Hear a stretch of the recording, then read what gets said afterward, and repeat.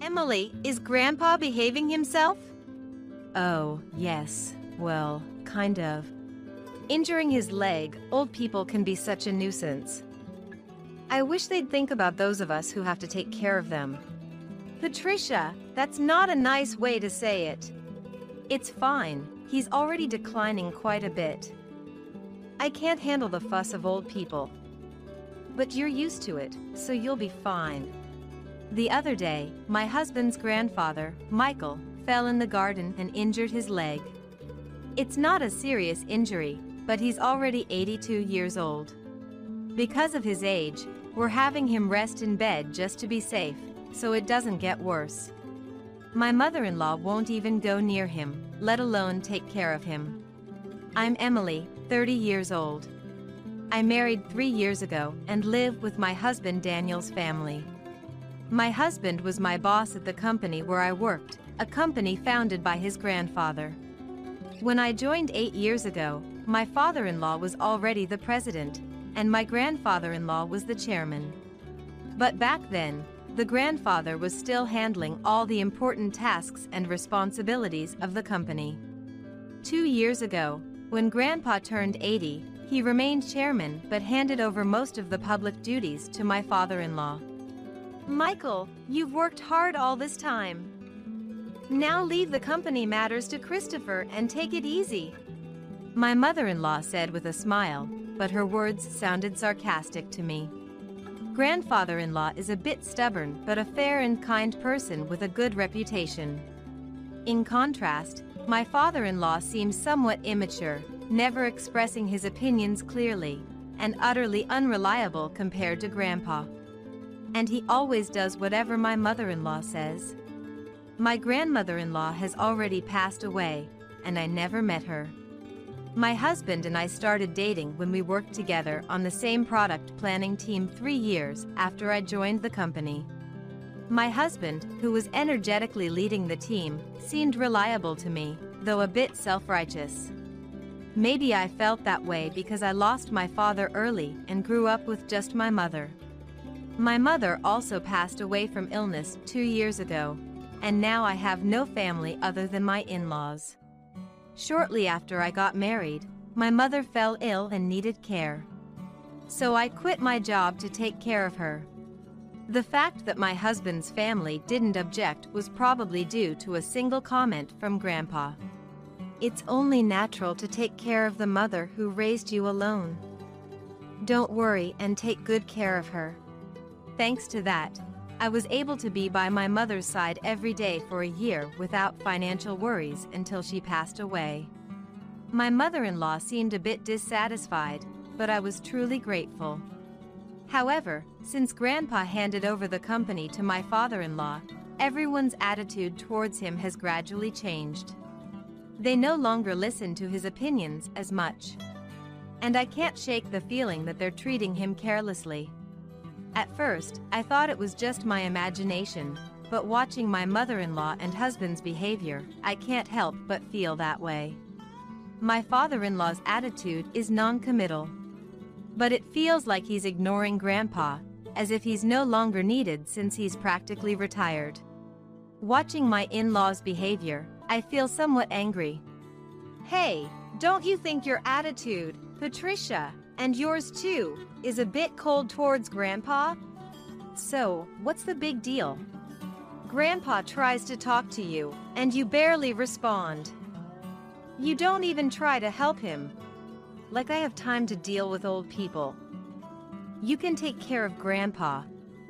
You're the one with free time. You don't have to talk like that. Quiet. I'm tired from work. Don't nag me about unnecessary things. This is how it goes. No matter what I say, they won't listen to me. My grandfather-in-law doesn't say anything to his family about this. Now, I'm the only one who talks to my grandfather-in-law at home. Grandpa, the weather is nice today. Shall we go for a little walk outside? Your leg seems to be healing well, and I think it will be good rehabilitation. Thank you. Let's go out for a bit then. When the two of us went to the park, there were several families with children playing around. My grandfather-in-law looked at the scene with joy. Christopher and Daniel had times like that too. Grandpa? I was busy with work and couldn't take care of the children much. Maybe that's why I couldn't raise Christopher and Daniel properly. My grandfather-in-law said with a slightly sad face, almost like he was talking to himself. Christopher is my father-in-law, and Daniel is my husband. I think about how everyone can be kinder to my grandfather-in-law, but I can't come up with a good idea. But then, my in-laws suggested building a house for my grandfather-in-law. This house is over 50 years old, right? The layout is bad, it's hard to use, and instead of spending money on repairs, it would be better to build a new house in a more convenient location. A new house? Michael is getting older, and it's good that he only got injured last time, but we never know what will happen. So, let's make the house barrier-free so we won't have trouble if care is needed. I see. We can even put Michael's room in the middle so everyone can take care of him easily. Yeah, that's not a bad idea. Right. So, it's settled then? And Michael, about the cost. If it's a house for all of us, I'll take care of it. Talk to Mr. Jones about the money. Typical Michael. Thank you. We appreciate it. My mother-in-law smiled happily. It seems to me that they only flatter him when they want money. But if everyone takes care of my grandfather-in-law after moving to the new house, I thought there could be nothing better.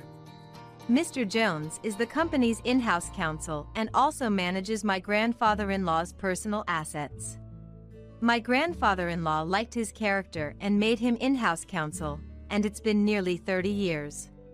He's 58 now and the person my grandfather-in-law trusts the most. I've met him several times, and he seems to be a very honest person. He always cares about my grandfather-in-law's health, and sometimes I think he's more like a son than his real sons. Having such people around my grandfather-in-law makes me feel a little relieved. I wasn't informed about where or what kind of house was being built.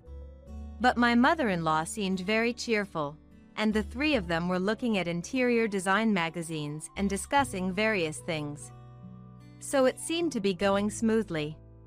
Then something unexpected happened. It was revealed that my grandfather-in-law had a debt of $1,820,000. Wait, what's this about $1,820,000? My grandfather-in-law had become a co-signer for a loan for a friend's company. But that company was in trouble, and the debt had become my grandfather-in-law's responsibility. Wait, they're not going to take the house that's under construction, are they? Since the contract has already been completed, and as Patricia said, it's in the president's name, so it's fine. My mother-in-law seemed relieved at those words. Oh, thank goodness. I'm glad we did it my way. Listening to that conversation, I learned for the first time that the house was in my father-in-law's name. Even though my grandfather-in-law had paid for it, putting it in my father-in-law's name seemed just like something my mother-in-law would do. I also wondered why they didn't think of giving up the house to help repay the debt. Hey, this debt is Michael's fault, and it has nothing to do with us or the company, right? Well, it was signed in Michael's name. Oh, good. Then there's no problem. I couldn't understand what was good about it. But since my grandfather-in-law didn't say anything during that conversation, I didn't intervene either. After all, it's not an amount I could handle. And a few days later, my grandfather-in-law's behavior began to change gradually. Grandpa, what would you like for lunch?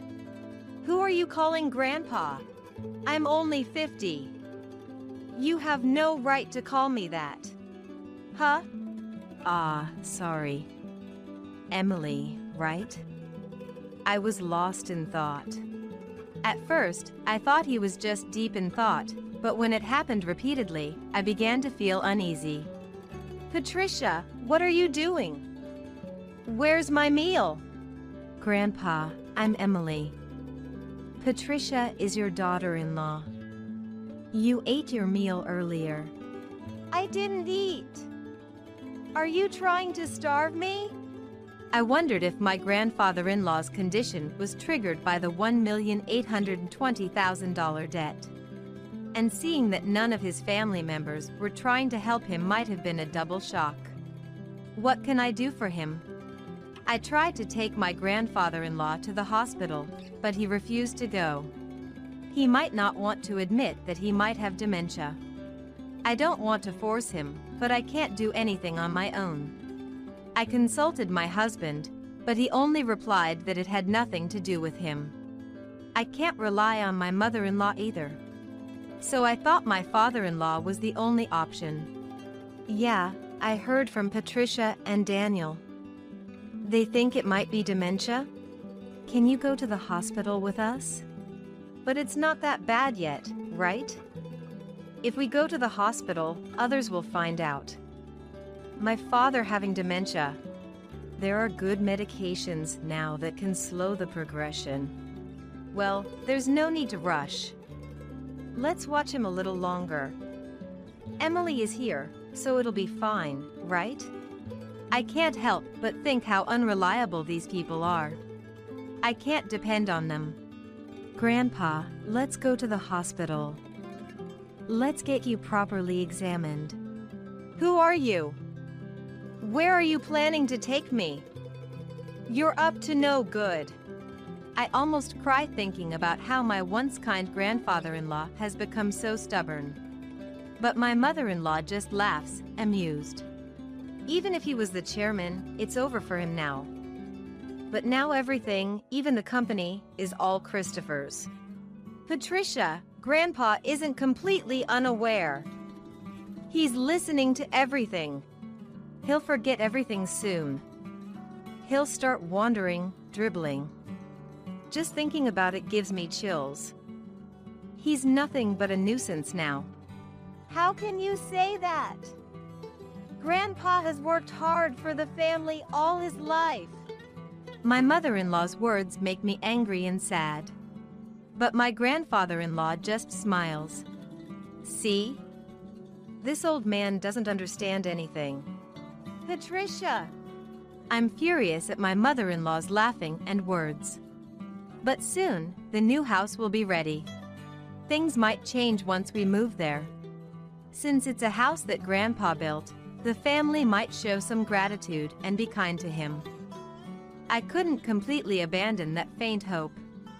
And 2 months later, the house was finally built.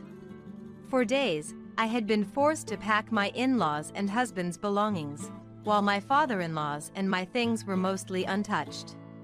Even when I tried to pack my things, my in-laws and husband kept giving me tasks, so I couldn't make any progress. But I thought it would be fine to move the small things later since this house wasn't going away. On moving day, after moving most of the things, I went to call my father-in-law, but my husband said, "Ah, you and Grandpa can stay here." What?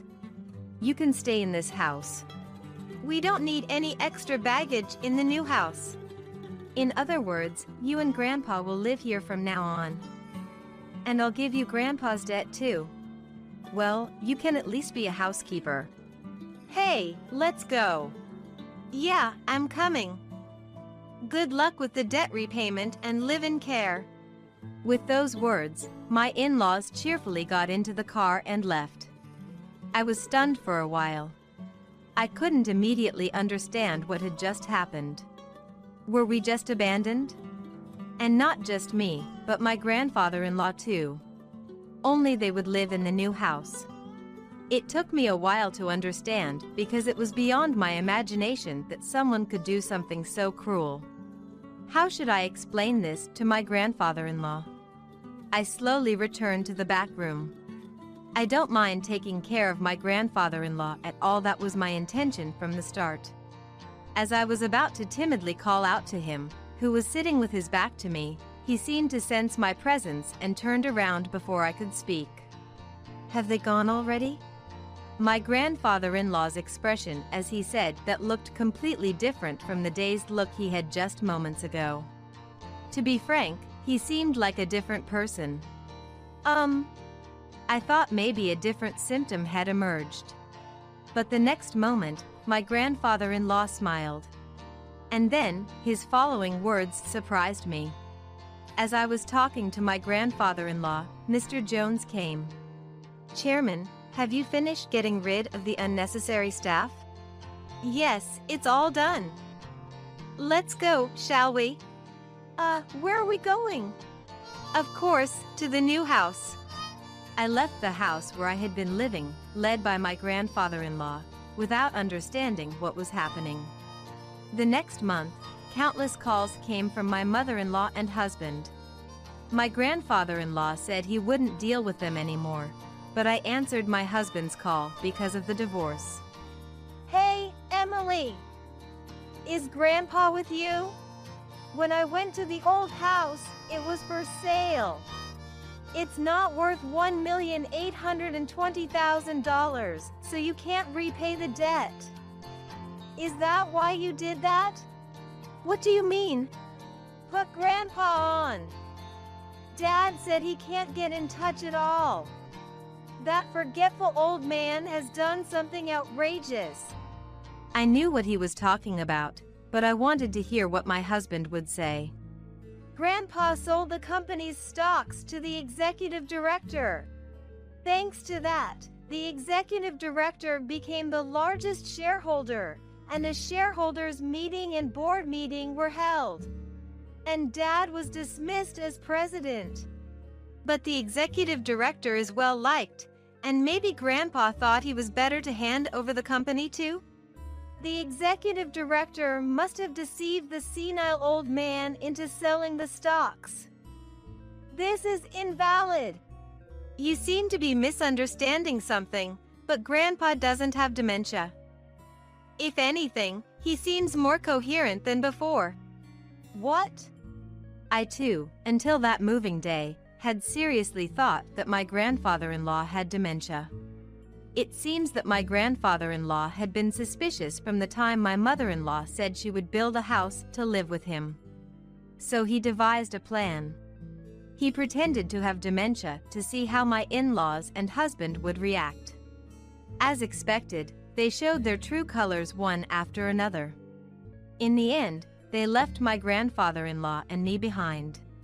I struggled to hold back my laughter because everything went exactly as I expected. My grandfather-in-law said. I was surprised, relieved, and a little conflicted.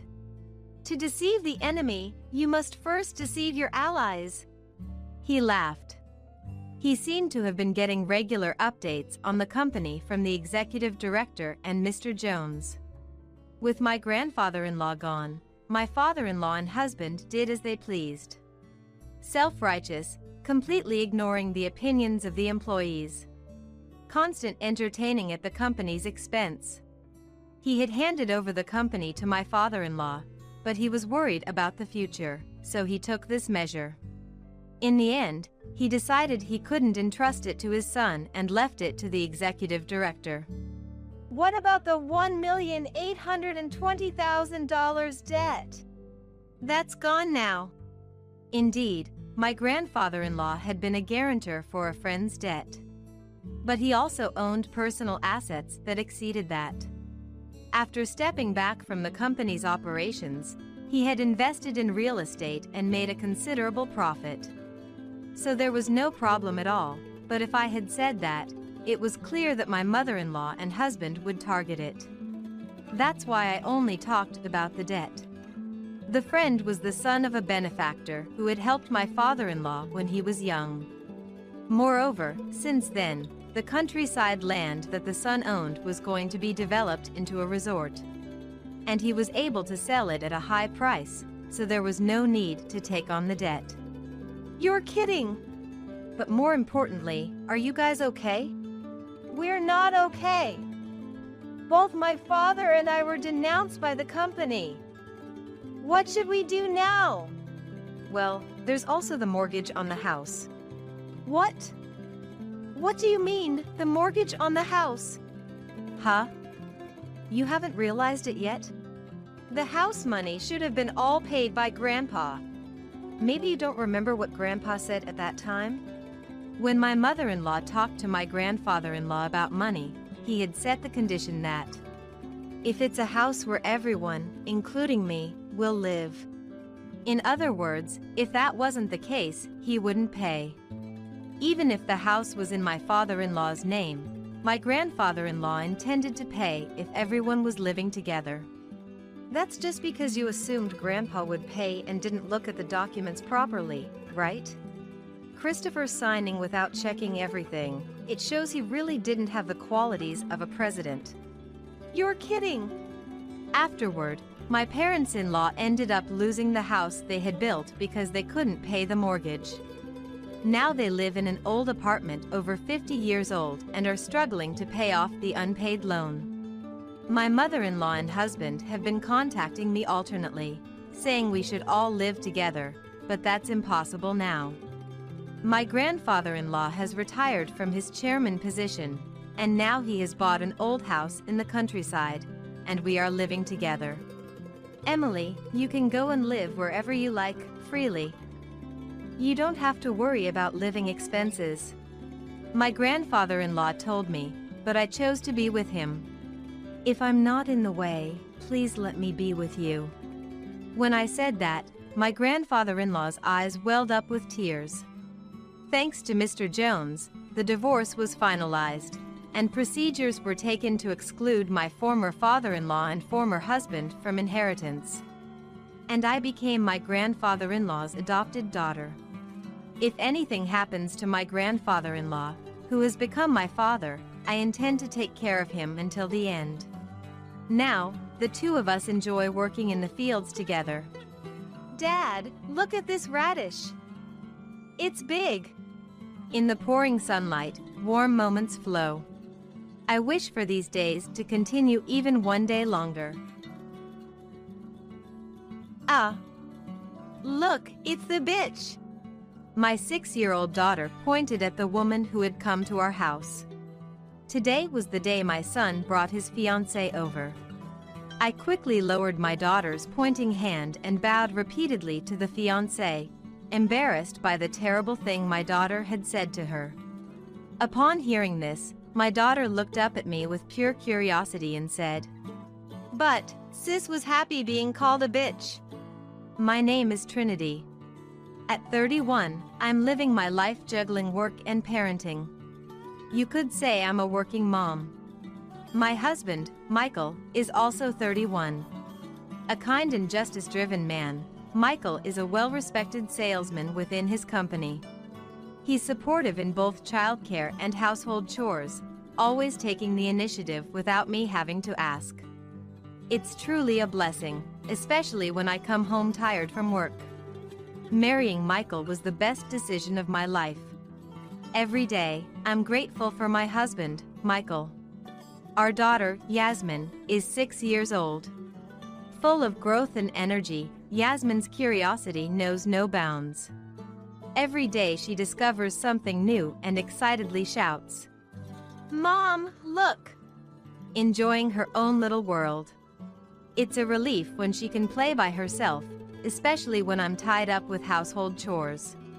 Reaching my 30s, I've noticed a waning interest in the wider world, making Yasmin's daily joy frankly enviable.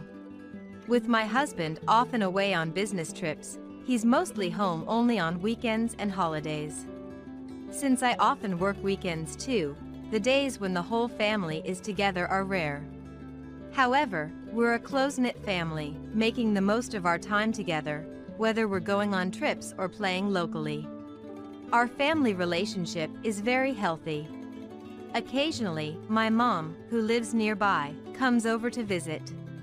Yasmin adores my mom, always exclaiming, "Grandma! Grandma!" in excitement. It's heartwarming to see my mom happily respond with a "Yes" to Yasmin's calls. For me, busy with work, My mom's presence is invaluable. Compared to mom, I've always had a strained relationship with my dad. There's no clear reason, but our personalities just don't mesh. We have different perspectives, and it seems we disagree on everything. You encounter such people at work too, but the best strategy is usually to keep your distance. It seems Dad feels the same way, hardly ever showing up at my house. Even when I introduced Michael, Dad opposed our marriage. His reason being, something about him just doesn't sit right. Something about him just doesn't sit right. Such a selfish reason. To oppose the person your daughter has seriously chosen to be with, just because you don't like something about them, is just too selfish. My already poor relationship with Dad only worsened after he opposed our marriage. But I went ahead and married Michael, ignoring my dad's opposition, because it's my life. Maybe out of a sense of guilt, I found myself avoiding Dad after the wedding. I get along well with Michael's parents, my in-laws, who live far away. When we can take long vacations in summer and winter, I take Michael and Yasmin to visit them. Yasmin has been familiar with them since she was little, so she's not shy at all and is very dear to them. I've always been close to my brother Trevor, who is 5 years older. Our attachment to each other might seem a bit unusual to some. We even exchange emails daily. I share updates about Yasmin's growth and family events, while Trevor vents about work. Whenever something about Yasmin troubles me, talking to Trevor usually helps me forget by the next day. That's how important Trevor is to me. Currently, Trevor, who works for a major corporation, is not only kind and stylish but also handsome. It's a wonder why he doesn't have a girlfriend. Though he's popular, he seems uninterested in romance. His lack of interest in love is, ironically, what draws women to him, something Trevor hasn't realized. Despite everything, we've been living a happy life, supported by a loving family. Then one day, I got a phone call. Hello? Trinity? It's me. The caller, unusually, was Trevor. Maybe it was just my imagination, but Trevor's voice seemed unusually lively. I've got a fiancé. My intuition was right. No way. Congratulations. That's great, Trevor. I was as happy for my beloved Trevor as if the good news were my own. A smile naturally spread across my face. Trevor, you're so cool but never seemed interested in love. You finally met the right person. I'm so happy for you. So, who is she? When I asked, Trevor said a bit shyly. She's someone you'd get along with, really kind. I'll introduce her when you come to our parents' house in 3 months. In 3 months, got it. Let me know when it's closer, and I'll take time off work. And with one more. Congratulations. I ended the call with Trevor. Even after hanging up, my excitement didn't fade. My beloved Trevor was getting married. I wondered what his partner was like, hoping we'd get along well. Filled with anticipation, I looked forward to the 3 months until Trevor's visit. Then, one day, on the way back from picking up my daughter Yasmin from the childcare center, she suddenly said, "Mom, I want to have a doggy." "A doggy? You mean a dog? What brought this on all of a sudden?" Yasmin likes dogs, but has never said she wanted one. Maybe one of Yasmin's friends at the childcare center bought a dog and told her about it. Because Dad called someone a doggy the other day. Yasmin gave an answer that I wasn't sure made any sense. Michael called someone a doggy? Would he say something like that? Feeling puzzled, I casually asked Yasmin about it. Did Dad really say that to you? Why would he? But Yasmin seemed to have lost interest in dogs already, now talking to a flower blooming nearby. Hello, Mr. Flower. Hello, Mr. Flower. Maybe it's not something to worry about too much. That's what I thought, but even after we got home, took a shower with Yasmin, and ate dinner, the doggy Michael mentioned wouldn't leave my mind. After Michael got home and Yasmin was put to bed, I decided to ask him directly. Hey, this might sound like a weird question, but what's this doggy thing about? Michael seemed momentarily flustered by my question, then said with a bit of panic, "Oh, I went to a pet shop for work recently and saw some puppies. It made me think how nice it would be to have a dog. You know, they say kids grow up kinder with pets around." So, the doggy Michael mentioned was about a puppy he saw at the pet shop. He must have talked to Yasmin about the puppies. Oh, so that's what it was. I was curious because it's not like you to talk about wanting a dog. Hearing the answer directly from Michael, I felt relieved. It's nothing to worry about, you're overthinking it, Michael said with a laugh, so I decided not to dwell on it any further. 3 months had passed since Trevor's marriage announcement, and the day he was coming home finally arrived. Michael had work and said he would come after it was done, so Yasmin and I headed to my parents' house first. Mom, who seemed happy that Trevor was coming, greeted us with, "Trinity, come in, come in," smiling more joyously than usual. Unlike with me, Dad, who gets along well with Trevor, was in a good mood for this occasion. Until Trevor and his fiancée arrived, I helped Mom with cooking. We wanted to welcome Trevor and his fiancée with the best celebration possible. Yasmin was playing with Dad. The table was filled with Trevor's favorite dishes and the favorite foods of Trevor's fiancée, which I had asked about beforehand.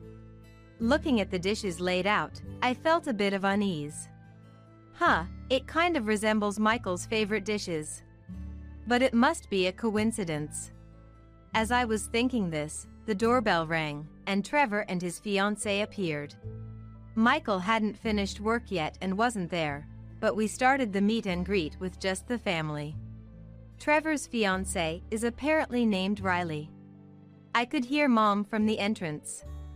"Welcome, Riley." Mom greeted them, and the two stepped into the living room where Dad, Yasmin, and I were. At that moment, a voice came from beside me. Not a blessing, but an unexpected remark. "Ah, look, it's the bitch." Pointing at Riley, the voice was Yasmin's, who continued pointing while laughing. Riley, with her beautiful face, looked puzzled at Yasmin. "Yasmin, that's rude to our guest." I scolded her, and Yasmin made a sullen face and said, "Because Dad called her that. And Big Sis looked so happy about it. Why is it okay for Dad to say it, but not me? I was just playing with Dad when Mom wasn't around." Yasmin's baffling statement had me, Mom, Dad, and Trevor all scratching our heads. Just then, the doorbell rang, and Michael, having finished work, arrived. I went to welcome Michael, who then entered the living room. And that's when things took a sudden turn. "Cheater!" A voice suddenly erupted. Looking towards the source, it was Michael, his face red with anger, yelling at Trevor's fiancée, Riley. "Why are you here? What's the meaning of this? Is this some kind of harassment?" Michael was uncontrollably furious. His unusual behavior puzzled everyone else. Michael seemed to not even notice me, our parents, or Yasmin. Then, Riley, Trevor's fiancée, started raising her voice. Gone was her gentle demeanor, now replaced by a harsh tone, furrowing her brows. "Why are you here? And why should I be the one blamed? You were the one who came on to me. I was never serious about you." Riley was infuriated, blood rushing to her head. Although initially shocked, I began to understand the nature of their conversation was about an affair. "You're the one who said you wanted me to come over on holidays. I went out of my way for you, And this is how it ends. Give me back my weekends.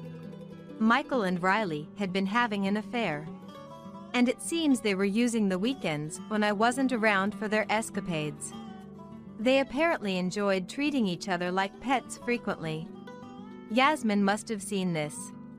That's why she started talking about Doggy in such a strange way. The reason the prepared food resembled Michael's favorites makes sense now. They must have been dining out together often. All the pieces of unease clicked together in my mind. Realizing the truth, I immediately took Yasmin's hand and left the living room. I couldn't let Yasmin hear any of this. Whatever happens with Michael can be dealt with later, but Yasmin must be protected at all costs. Then Mom appeared and gently placed her hand on me. "I'll stay with Yasmin." It was her way of telling me to go back. I nodded and headed back to the living room.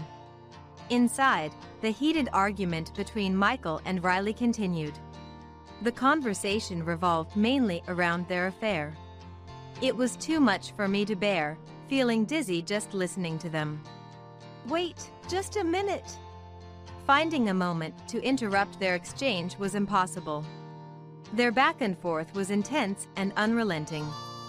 After several minutes, their argument finally began to subside. As they became aware of us around them, both crumbled to their knees, faces turning pale. "Michael, what is this?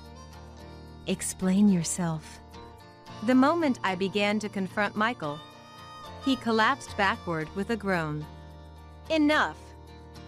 You are no longer family or anything to me. Get out now. Don't you dare touch my daughter. It was Dad who struck Michael. You too, don't ever come back. Dad said this to Riley, then, with Riley and Michael unable to move, he pulled them by the arms and threw them out of the front door.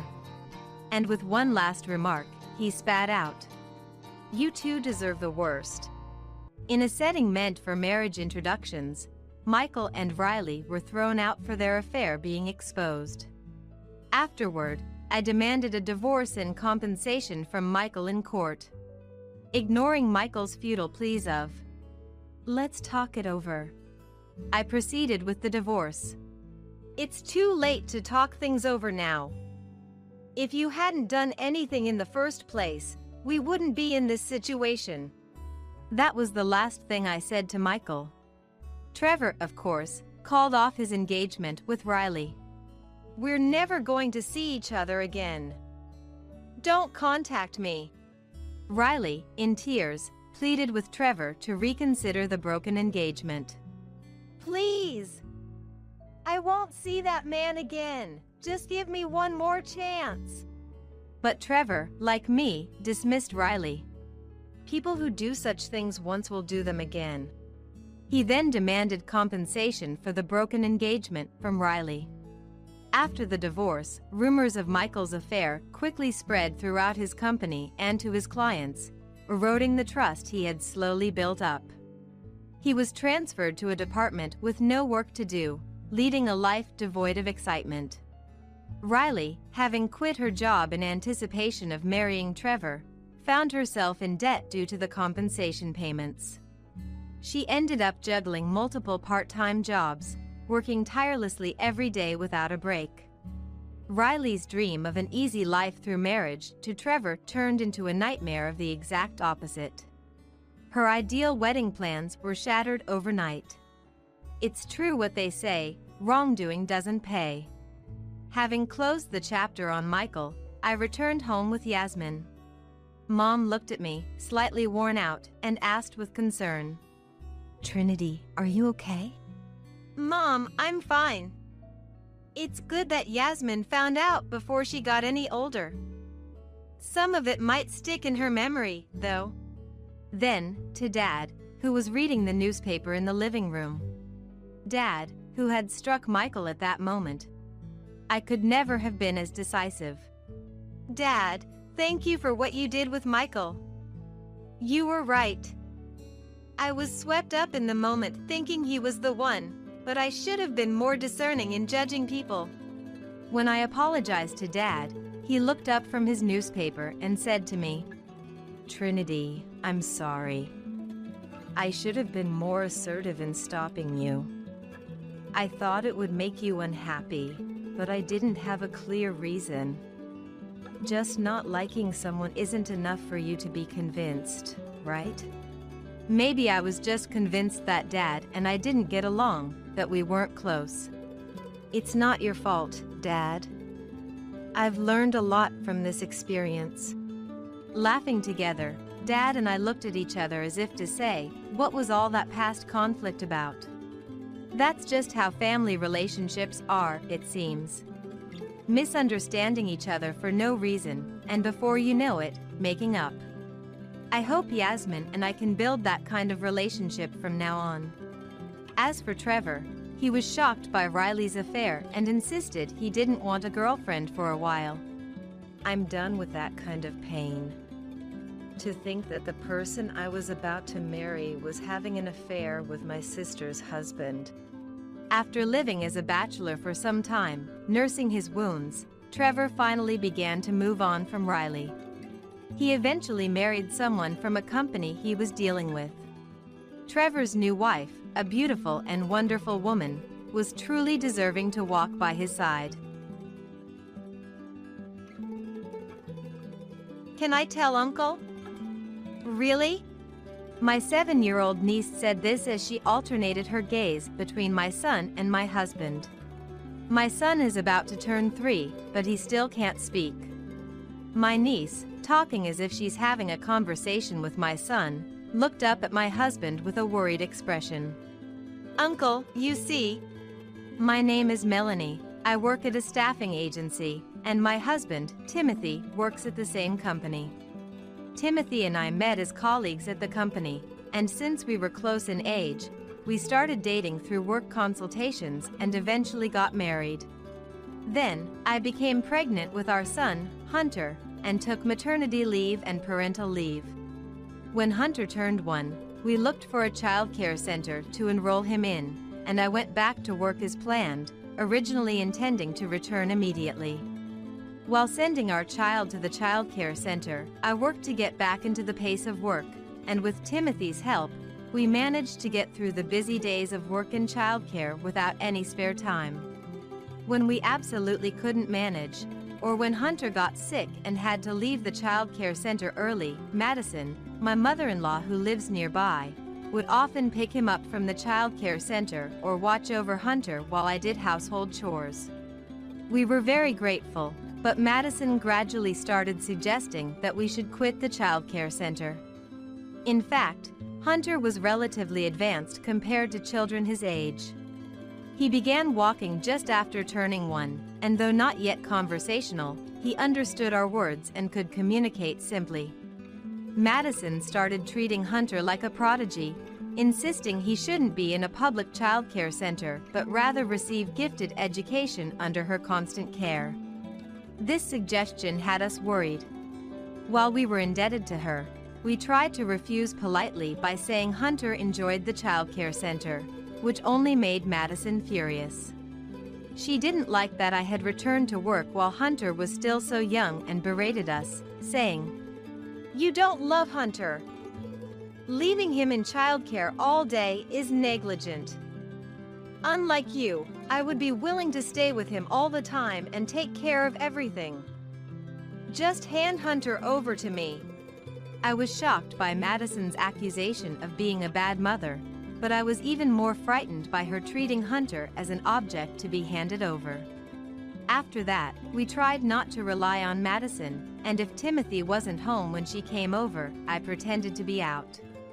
However, Madison started taking actions that couldn't be ignored, like picking up Hunter from childcare without our consent or trying to steal our house keys after bringing over sweets and insisting on coming in.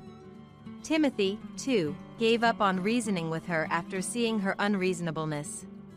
We decided to move without telling Madison and began looking for a new place in secret. However, finding a new home proved difficult. We thought it would be easy to find a house in a growing city, but with many people moving in, convenient properties sold quickly. While searching for a house behind Madison's back proved difficult, half a year flew by in no time. By then, Madison's interest in Hunter had waned significantly. Actually, even at a year and a half, Hunter still wasn't speaking at all. He used to babble a lot when he was younger, but lately, he's been completely silent except when crying. Taking him to the hospital worriedly, we found nothing abnormal. We were told that language development varies greatly among children and to keep a careful watch, so we went home carrying our worries. Seeing Hunter like this, Madison did a complete turnaround from treating him as a prodigy, declaring, "Not speaking much just means he's a disabled child. There must be something wrong with Melanie's body, and that's why she gave birth to a strange child. I don't know why Timothy ever married someone like her." And she labeled it as a disease. Despite the doctor's diagnosis, being told Hunter was sick and that I was abnormal brought me to tears. Madison hadn't been coming to our house recently, but when she did, it was unbearable how she could say such awful things, leaving me completely distraught. Then, Timothy got angrier than I've ever seen, declared we were cutting ties with Madison, and forcefully kicked her out of the house. After blocking Madison's contacts, we began to ignore her completely, even if she came to the house. Knowing Timothy's firm stance, Madison shouted, "I don't need a wife or grandson with disabilities," and never returned to our house again. Since then, we have been living peacefully as a family of 3, and before we knew it, Hunter turned 3, yet he still hadn't spoken a word. Considering it unusual for him not to speak by this point, we were advised at a public health screening to have Hunter examined at a major hospital. When Hunter and I went to the hospital recommended to us, we unexpectedly ran into my sister Yasmin and my niece Rose, who were there for vaccinations. Yasmin and Rose live far away, and because we had been busy, it had been difficult to meet, so we were delighted by this long-awaited reunion. Since Yasmin and Rose hadn't met Hunter since his birth, they greeted him for the first time. "What's your name?" "Hunter? That's cool." Yes, you're in the rabbit class, aren't you?" "Rose loves rabbits too." Despite not having mentioned Hunter's childcare class to Rose, she naturally continued the conversation as if it was obvious. Surprised, I asked Yasmin, and she said that Rose can understand the language of animals and babies, who can't speak. Half in doubt, yet having witnessed it firsthand, I had no choice but to believe. When the 4 of us went to the hospital cafeteria for lunch, Rose said, "Does Hunter like hamburgers?" "Yes." "And he dislikes carrots?" "But they taste good together with hamburgers." "Does Hunter like hamburgers?" "Yes." "And he dislikes carrots?" "But they taste good together with hamburgers." Accurately guessing Hunter's likes and dislikes without being told, which left me speechless. Even after seeing the doctor, the reason why Hunter wouldn't speak remained a mystery. There were no issues with his throat or vocal cords. He could cry and laugh, but he wouldn't utter meaningful words like mom or dad. Feeling down about not finding a solution, Timothy came to pick us up from the hospital after his rounds in the evening. Since we were together, we decided to have dinner as a family of 5, moving to a family restaurant near the hospital. While waiting for our order to arrive, Rose looked back and forth between Hunter and Timothy, then stared at Timothy anxiously. "Hunter is asking when he can start talking to Uncle," she said. Surprised, Timothy looked at me, so I told him about how Rose had correctly guessed things she shouldn't know, like class names and Hunter's likes and dislikes, leaving Timothy to let out a disbelieving sigh. "Hunter really wants to talk to both Uncle and Auntie. But he couldn't because Grandma was always around, and he was afraid of being taken away," Rose conveyed. The phrase "always around" caught my attention, and I asked Rose for clarification, given that we hadn't been seeing Madison lately. Hunter shook his head and just stared at Rose. Then, as if struck by a brilliant idea, Rose clapped her hands together, smiled joyfully, and reassured Hunter. Grandma isn't here now, so it's okay to talk. Hunter looked around uncertainly, then at me and Timothy. Mom, Dad. Is Grandma really not here? Hunter's words came out so fluently that Timothy and I were shocked. As Yasmin calmed us down in our near panic, Hunter reached out his arms, asking to be held. Hastily, I lifted him from the child's seat onto my lap, where he grabbed my hands and happily kicked his legs.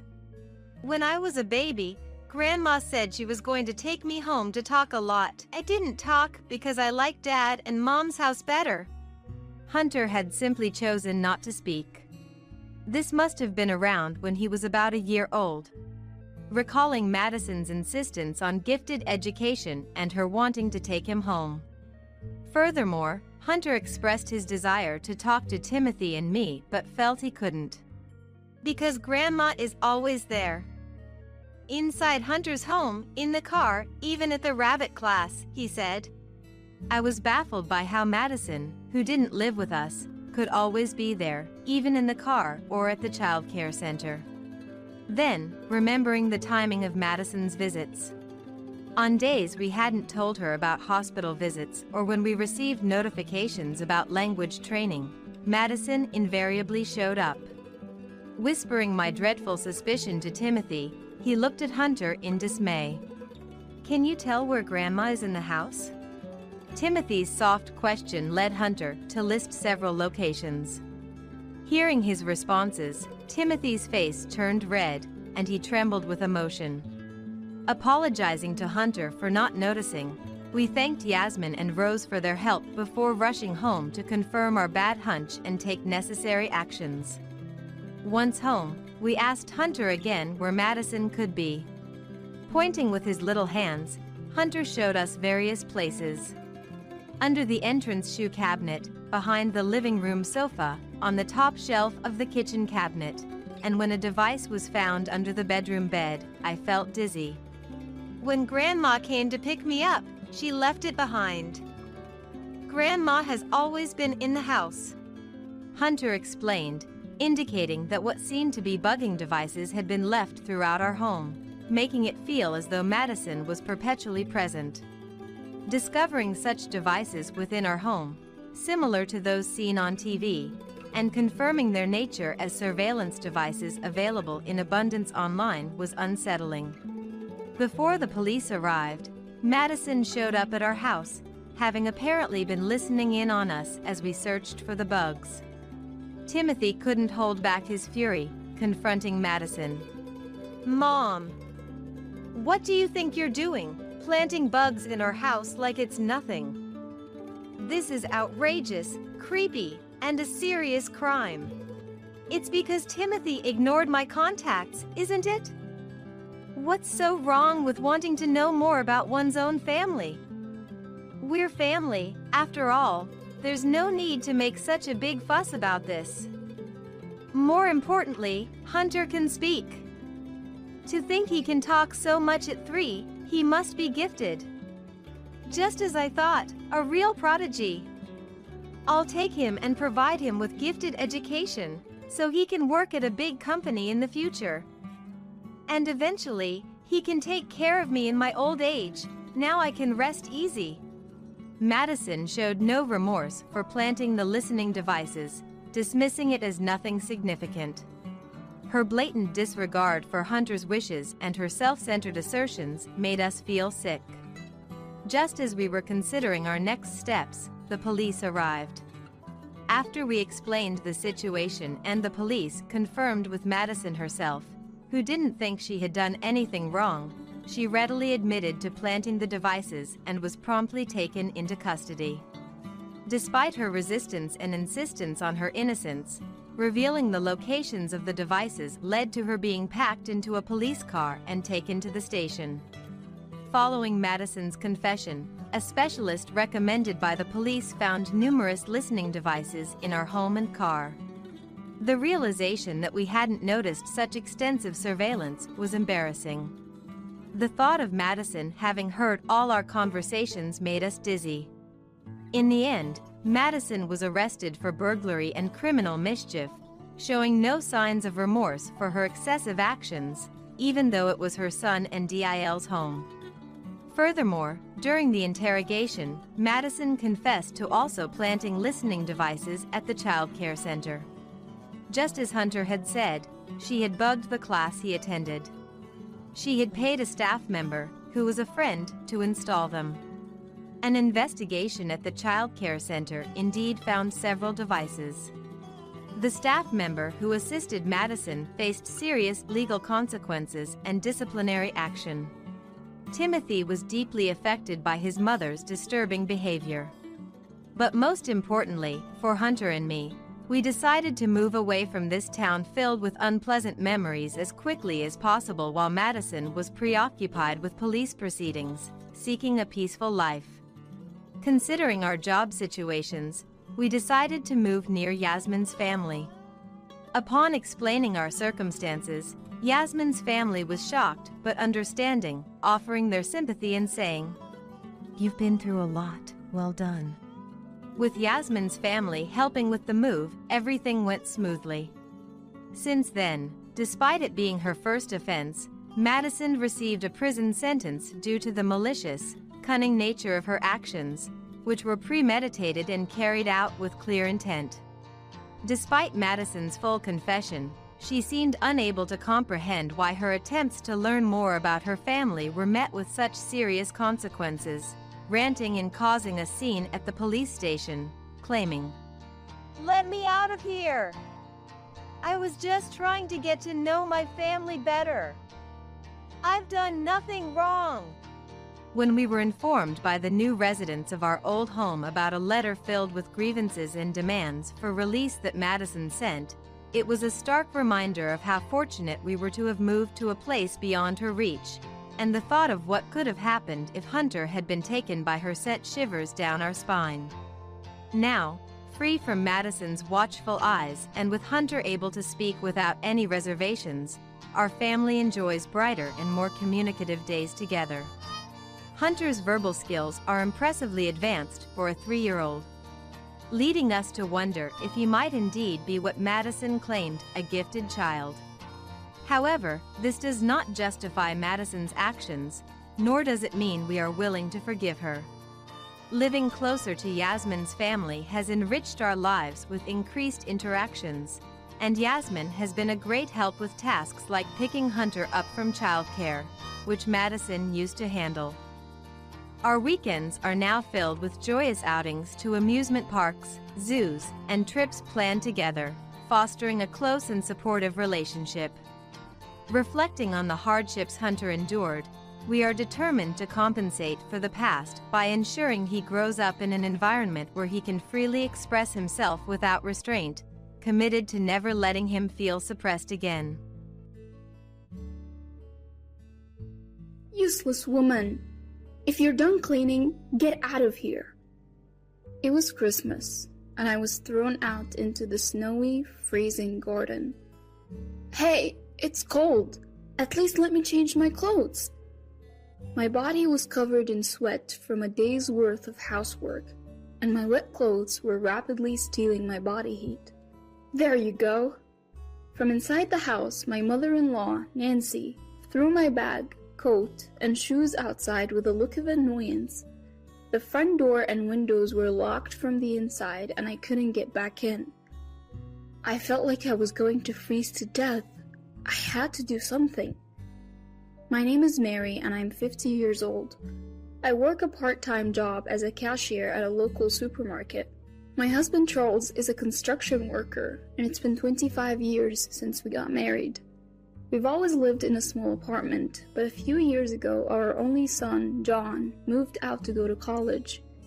And since then, the room has felt both bigger and lonelier. We were never financially well off, but we managed to send our son to college. Last year he got married and moved to a condominium in the next town with his wife, Jessica, starting their life together. Around that time, Charles approached me and asked, What do you think about moving in with my mom? After Charles' father, David, passed away from an illness about 10 years ago, Nancy has been living alone. Our apartment wasn't far from her house, so we would visit her once or twice a month to check on her. Nancy in her late 70s seemed to be doing well, but Charles said he wanted to be there to take care of her just in case, given her age. Charles is an only child, and he seemed worried about his mother growing older. Feeling a bit lonely since our son got married, I could empathize with Nancy's situation and agreed to Charles' offer to live together. Charles' childhood home had a garden and, although a bit old, had enough rooms. A light renovation would make it spacious enough for the three of us to live comfortably. We didn't have enough money to build a new house, but we had enough saved up for the down payment on the renovation. The remaining cost could be covered by a loan. Through Charles' work connections, we found a renovation contractor and the work was completed in about a month. Since we knew the contractor, they finished the job for less than the market rate, which helped us save money. I am not an old lady, you know. Jeez. Nancy put on a brave face, but she seemed to like the newly renovated house. Our son helped us move the heavy furniture and the move was done in no time. Sitting in the newly renovated living room drinking coffee with 3 generations of family, I felt a warmth in my heart as if we were experiencing a family reunion for the first time in a long while. When we began living with Nancy, I noticed she hardly did anything around the house. Previously, whenever we'd pop in for a visit, it was never for long, so I hadn't really paid it much mind. When she lived alone, it seemed she just cleaned what was visible and barely did any other housework. She hardly cooked for herself, mostly relying on pre-packaged meals and supermarket deli foods. No wonder I found so many empty plastic trays and food containers in the house before we renovated, I thought to myself. It made sense to me. When I asked Charles about it, he mentioned she had always been that way, often using ready-made or frozen meals. I had heard that Nancy used to work full-time, so initially, I thought maybe her busy schedule was to blame. But now, even with all the time in the world at home, she doesn't cook, clean, or do laundry. Nothing. All those tasks fall on me, while she enjoys chatting over coffee with friends who come to visit. Mary, make some coffee. Haven't you boiled any water? Do that at least. I'd hear Nancy's voice calling out to me almost every day. I only let you guys move in because my son insisted, but you know, she's quite thoughtless. She would say to her friends, I never asked to move in with her. It was Charles who insisted because he was worried about his mom. He felt obligated to stay with her. If she's having friends over, the least she could do is prepare the coffee herself. I wish she wouldn't badmouth me as if I'm the one at fault. I still have my part-time job. When I'm not working, I'm swamped with housework from dawn to dusk with no time for myself. Every day, without fail, another friend of Nancy's drops by. At this rate, I wondered if there was even a need to live together. Being friends with Nancy, they seem quite alike. Oh, I forgot to bring cookies. Mary, was it? Could you buy some? They treat me like a servant and not even reimburse me. When I brought this up to Nancy, she'd laugh it off. Don't be so pity. Lighten up. Every week, she'd dress up and go out shopping or somewhere with her friends, not returning till late. Meanwhile, I'd be drowning in housework. Charles, maybe because he's busy at work, would often come home late. On rare occasions he came home early, he'd be drunk and just go to sleep. Whenever I tried to discuss Nancy's behavior with him during such times, he'd snap, "Quit nagging. Mom's always been like that." If I approached him sober, he'd just dismissively say, "She's getting old, let her be."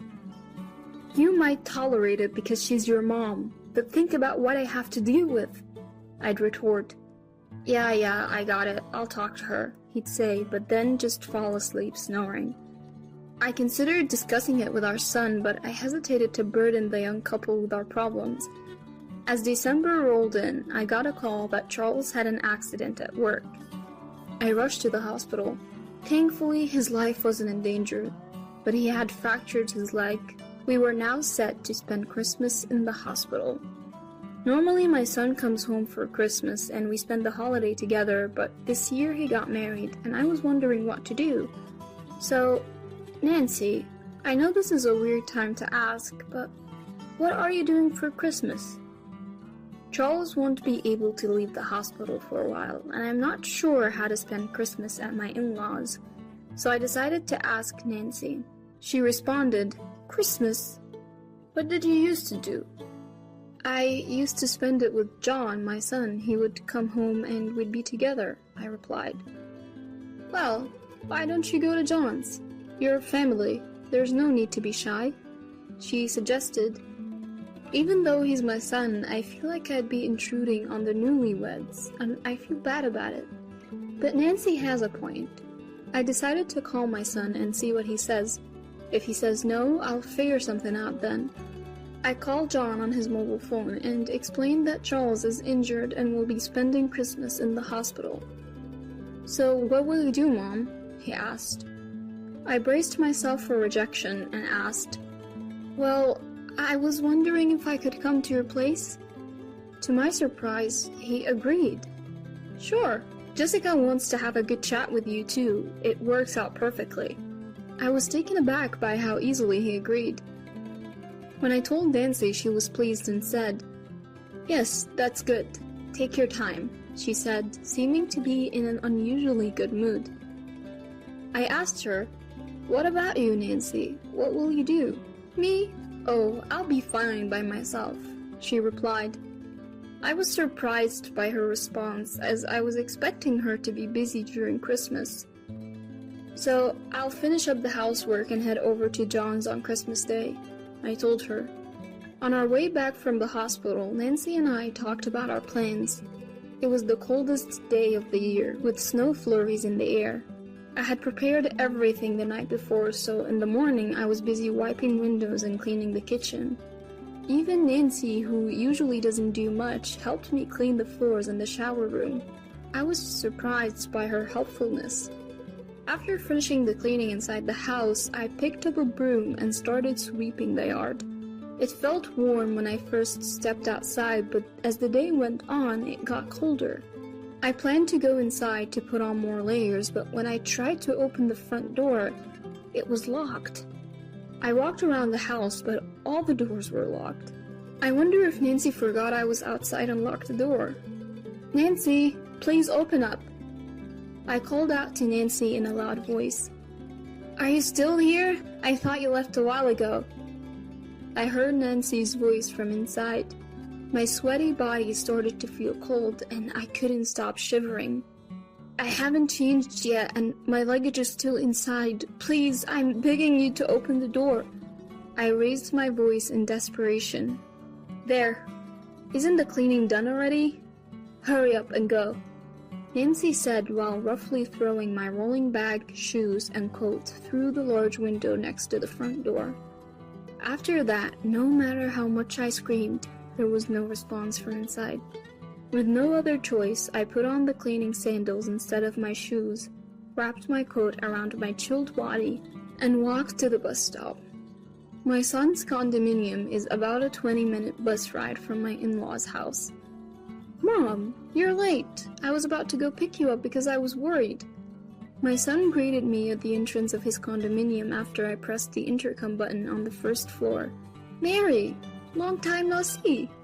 I was greeted with a smile by my son's wife, Jessica, as she let me in the room. This is the first time I've seen Jessica since their wedding. She's a petite woman with a cute smile. "Mom, you look frozen. Did something happen?"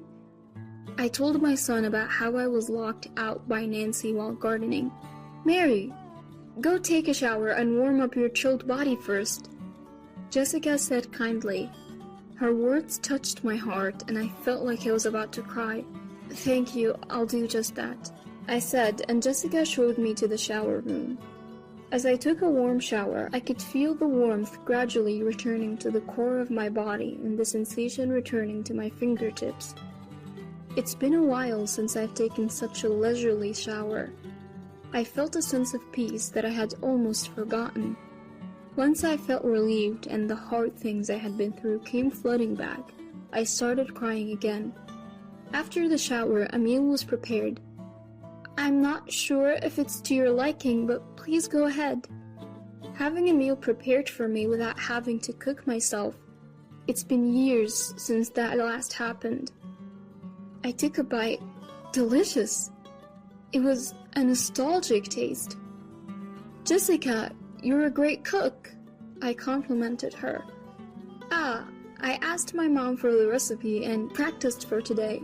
I'm so happy. Thank you," Jessica said with a shy smile. It's been a while since I've had such an enjoyable meal. After the meal, I felt happy as I helped Jessica clean up the dishes. I didn't want to ruin the mood, but I began to quietly talk about what happened at my in-laws' house. My son considerately asked Jessica to leave the room. He probably didn't want her to hear too much. After listening to my whole story, my son seemed to remember something and said, "By the way, Nancy didn't pay much attention to me when I was little, and she didn't seem too happy either. Come to think of it, we only took him to his grandparents' house when he was little. It seems it wasn't just because he got busy playing with his friends that he stopped visiting them. She once told me to go away when I visited," he added. My son had his own thoughts about Nancy. He continued, "But I didn't think it was that bad. Once things settle down, let's go visit Nancy together," he said. Since we started living together, Nancy has treated me terribly, but today was a bit strange even compared to that. I felt relieved knowing that my son would be with me. After pouring out what was in my heart, I felt much lighter. I never thought we could talk about this kind of thing. My son has really grown up. The next morning, as per my usual routine, I got up early and was relaxing in the living room watching TV. I thought about preparing breakfast, but I didn't want to touch the kitchen without permission, so I decided to take it easy. My son and his wife were still asleep. Suddenly the phone rang. Who could it be this early in the morning? I wondered as I checked the display. It was my in-law's number. Surprised, I answered the phone, and a male voice that I didn't recognize spoke from the other end. "Nancy's in trouble. Please help." Nancy? That's my mother-in-law's name, but whose voice was that? "Who are you? Why are you there?" I asked. The man on the other end stuttered. Then the call was cut off. A bad feeling washed over me, and I quickly woke up my son. We headed to my in-laws' house together. When we arrived, the front door was unlocked. "Nancy?" We called out as we entered the house, but there was no response. My son and I cautiously proceeded inside. We didn't know the identity of the man from the phone call or if he was still there. There was no sign of anyone in the living room. We could hear the sound of running water from the shower room, so we went to check and found Nancy lying on the floor, unconscious but breathing. "John, call an ambulance, hurry!" I shouted to my son. At the emergency hospital, Nancy was receiving life-saving treatment. She was diagnosed with a cerebral hemorrhage, and although she pulled through, she was still unconscious, so visitors were not allowed. We couldn't ask Nancy what happened between Christmas night and the morning, leaving us in the dark about the situation. I started visiting the hospital every day, but it wasn't until a week after Nancy had been admitted that she regained consciousness. By that time, Charles had also recovered enough to walk with crutches, so he had been discharged from the hospital. However, he wasn't quite used to the crutches yet and couldn't walk for long periods, so I was the only one who ended up going to visit Nancy. When I arrived at the hospital, Nancy was still bedridden. "Thank goodness you're okay, Nancy." I spoke to her, but Nancy just silently stared at the ceiling. "I received a call for John." The moment I mentioned that, Nancy looked at me in surprise. "Who was it from?" Nancy asked. I didn't know. I was the one who answered the phone, but I didn't recognize the person. Nancy just silently murmured, "I see. It was a man." Why was he at our house so early in the morning? The front door was left wide open. Who was that man whose voice I heard? I pressed her for answers. Just a friend's husband, Nancy replied. Even if that were true, it was outrageous for him to visit so early in the morning. Besides, it was strange that the door had been left open. After locking me out, someone had unlocked it from the inside, and Nancy had been found collapsed in the shower. Even if someone had come to visit, they wouldn't have been able to enter the house and find Nancy had the door been locked. Also, the man had called John's condominium from my in-laws' phone. When I pressed Nancy further, she finally started to open up. Alright, I'll tell you. That man was my lover, from even before I married David. And he was my lover while David was alive too. Are you happy now? Just leave me alone. I was dumbfounded by my mother-in-law's confession. She had brought her lover into our house during Christmas when we were away, and she had locked me out because he was already inside. I wonder when he had entered the house. She also revealed that after the renovation, she and her lover had planned to kick us out of my in-laws' house and live there together. It was an unbelievable story. They say late life love is a thing, but I wish they would just do it without involving us. I didn't want to be a part of it. In that case, please have him take care of you. We don't want to know anything about it. David is gone, and you are free to do as you please, I told Nancy. You ungrateful brat! How dare you talk to me like that? Nancy scolded me. She may have been bedridden, but her mouth was as sharp as ever. Who's ungrateful? I've been doing all the housework while juggling a part-time job. The house is clean because we paid for it, remember? With that, I left the hospital room. I could hear Nancy's sobs and curses behind me, but I didn't care. She could do whatever she wanted. When I returned to my in-laws' house, I told Charles everything. His response was shocking. Ah, that guy. I've known about him for a long time. Dad's gone and Mom's all alone. Just let it go, Charles said. My head started spinning. How dare she try to kick us out after we spent money on renovations? Can you really ask me to forgive that? I was furious and yelled at Charles.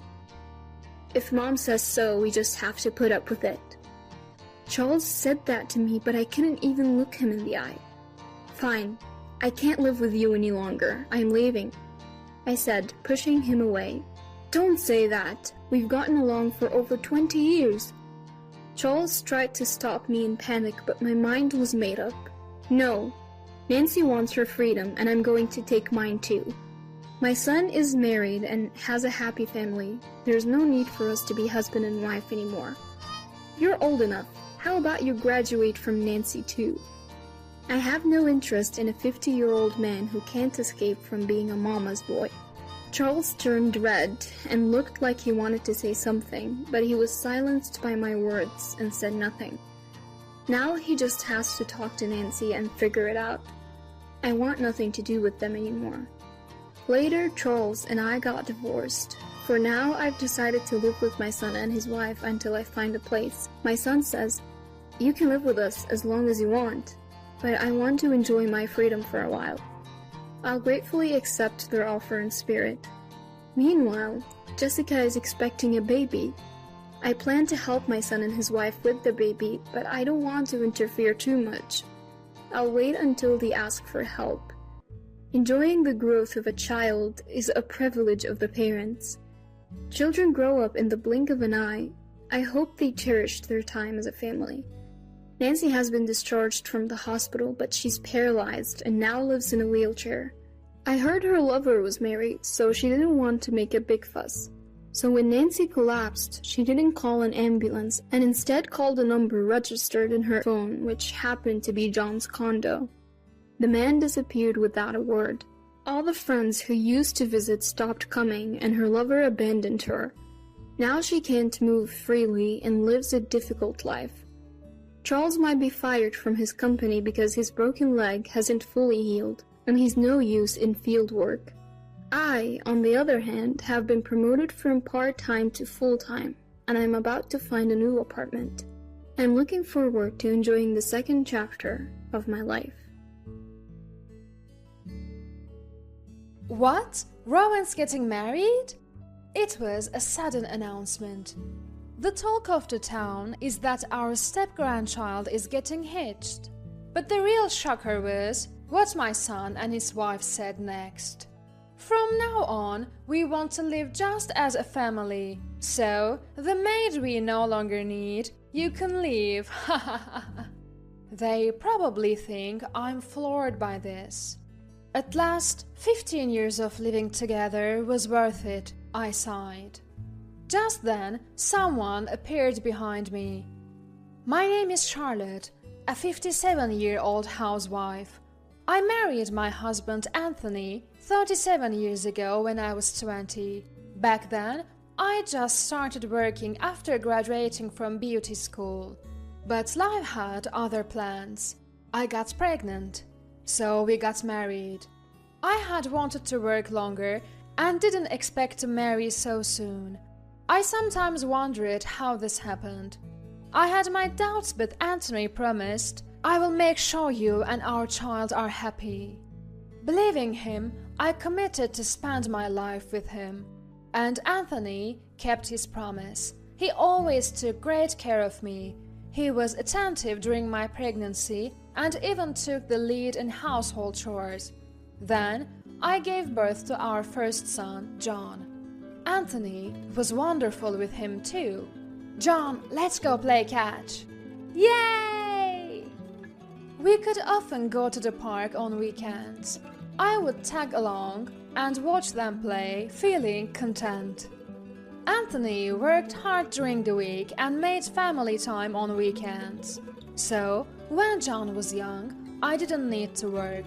When he started elementary school, I began working part-time. I contributed the money to his future tuition and our savings. We lived comfortably without financial worries. John grew quickly and advanced through middle and high school. From the outside, we were a picture-perfect family, and I felt very happy.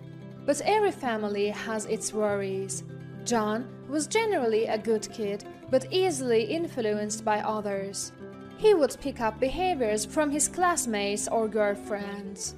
In middle school, he had some mischievous friends and would sometimes misbehave. Anthony and I would scold him, but he never took it seriously.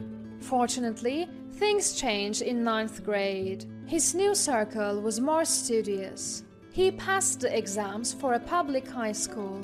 It wasn't the best school, but definitely better than a rowdy private school. For better or worse, he is impressionable, so I wished for him to be around hard-working peers. At first, he did well in school, but by the time he hit 11th grade, his grades took a nosedive.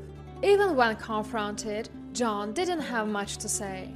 He just wasn't motivated, it seemed.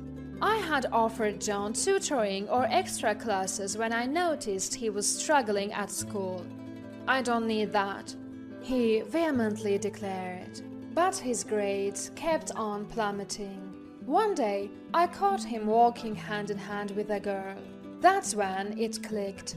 His grades were falling because he had a girlfriend and was preoccupied with her. I was at my wit's end. Talking about love and relationships with a teenage boy, good luck getting through to him. If he finds out I saw them, he'll probably be mortified.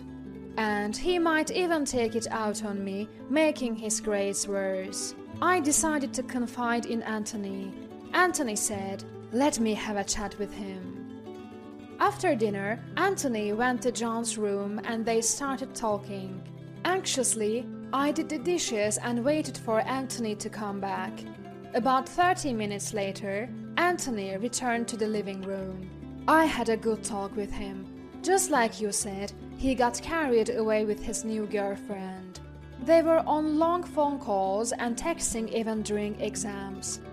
I reminded him that studies should come first, and he agreed to refocus. Anthony updated me. "Thank you." I sighed with relief. grateful for Anthony's steady parenting. If I had confronted John, it probably would have ended in an argument.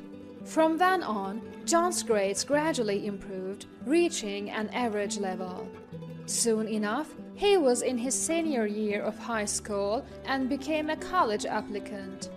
His grades weren't stellar, but there were colleges within his reach. He applied to those with higher chances of acceptance and got in successfully. Finally, I breathed a sigh of relief that we had managed to get him into college. With John becoming more independent, Anthony and I had more time to go on coffee dates and little trips, just like the early days of our marriage. I felt like we were dating again, or just newlyweds. Right after we got married, we rushed off on trips, thinking I'd soon be pregnant. That's why I wanted to go on a leisurely trip with my husband, just the two of us. As we spent quality time together, I couldn't help but notice how different our conversations are now. When we were dating, it was all about Anthony's work or my school life. Now, it's mostly about our son. Couples who've been through parenting end up talking about their kids, no matter how old they get. We got married quickly after I became pregnant, so we were still quite young. I was just about in my 30s, and Anthony was in his early 40s. That's why we could travel to many places. Then time flew, and John graduated college and started working. Just when we thought our parenting days were over, John dropped a bombshell. I've decided to get married. Anthony and I couldn't believe our ears. He just started working and he's already getting married? John's only been employed for about 6 months. That's way too soon. We were worried as parents, but then we realized we got married even earlier than he did. But Anthony was 25 and had been working for 3 years. So we still thought John was rushing things. Did she get pregnant or something? Is that why you're hurrying? Since we got married due to a pregnancy, we asked him that. But it turns out that's not the case. No, I genuinely want to marry her, John confidently said. Anthony and I felt relieved. It seems like John is truly in love, and that's comforting. He's passionate and employed, so that's a good start. A few days later, we meet John's fiancée.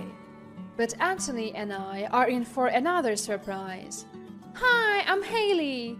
Next to John's fiancée is a child, roughly between 3rd and 6th grade. Our attention shifts entirely to the boy. Who's this young man? It can't possibly be John's child. So that means... This is Rowan, my stepchild. Stepchild? Turns out, the boy is Haley's child from her previous marriage.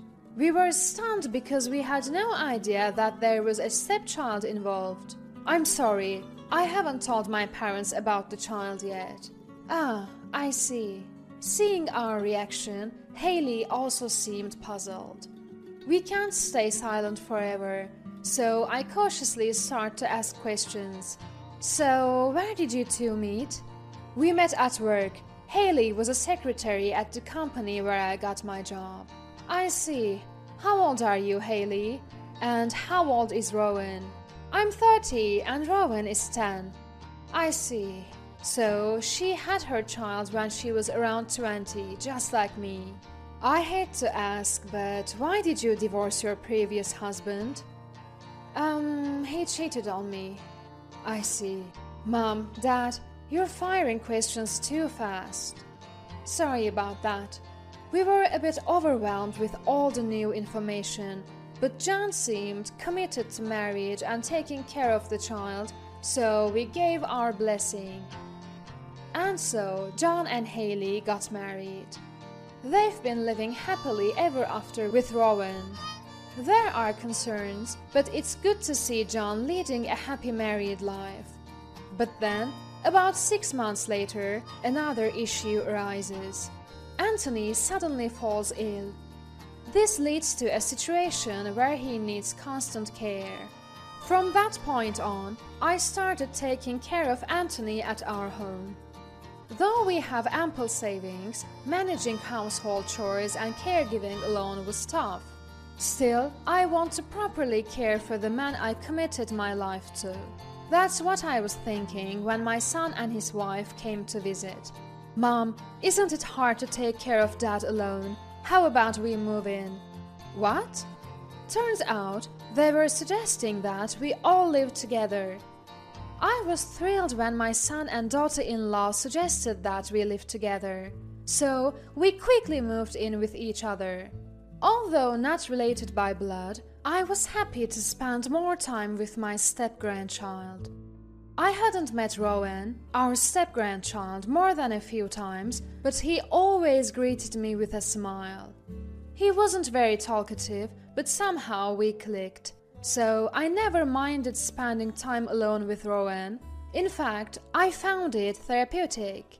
We would naturally talk about Anthony, or I'd ask about school, and the conversations were always enjoyable. Life with my son's family was very fulfilling when I was spending time with Rowan.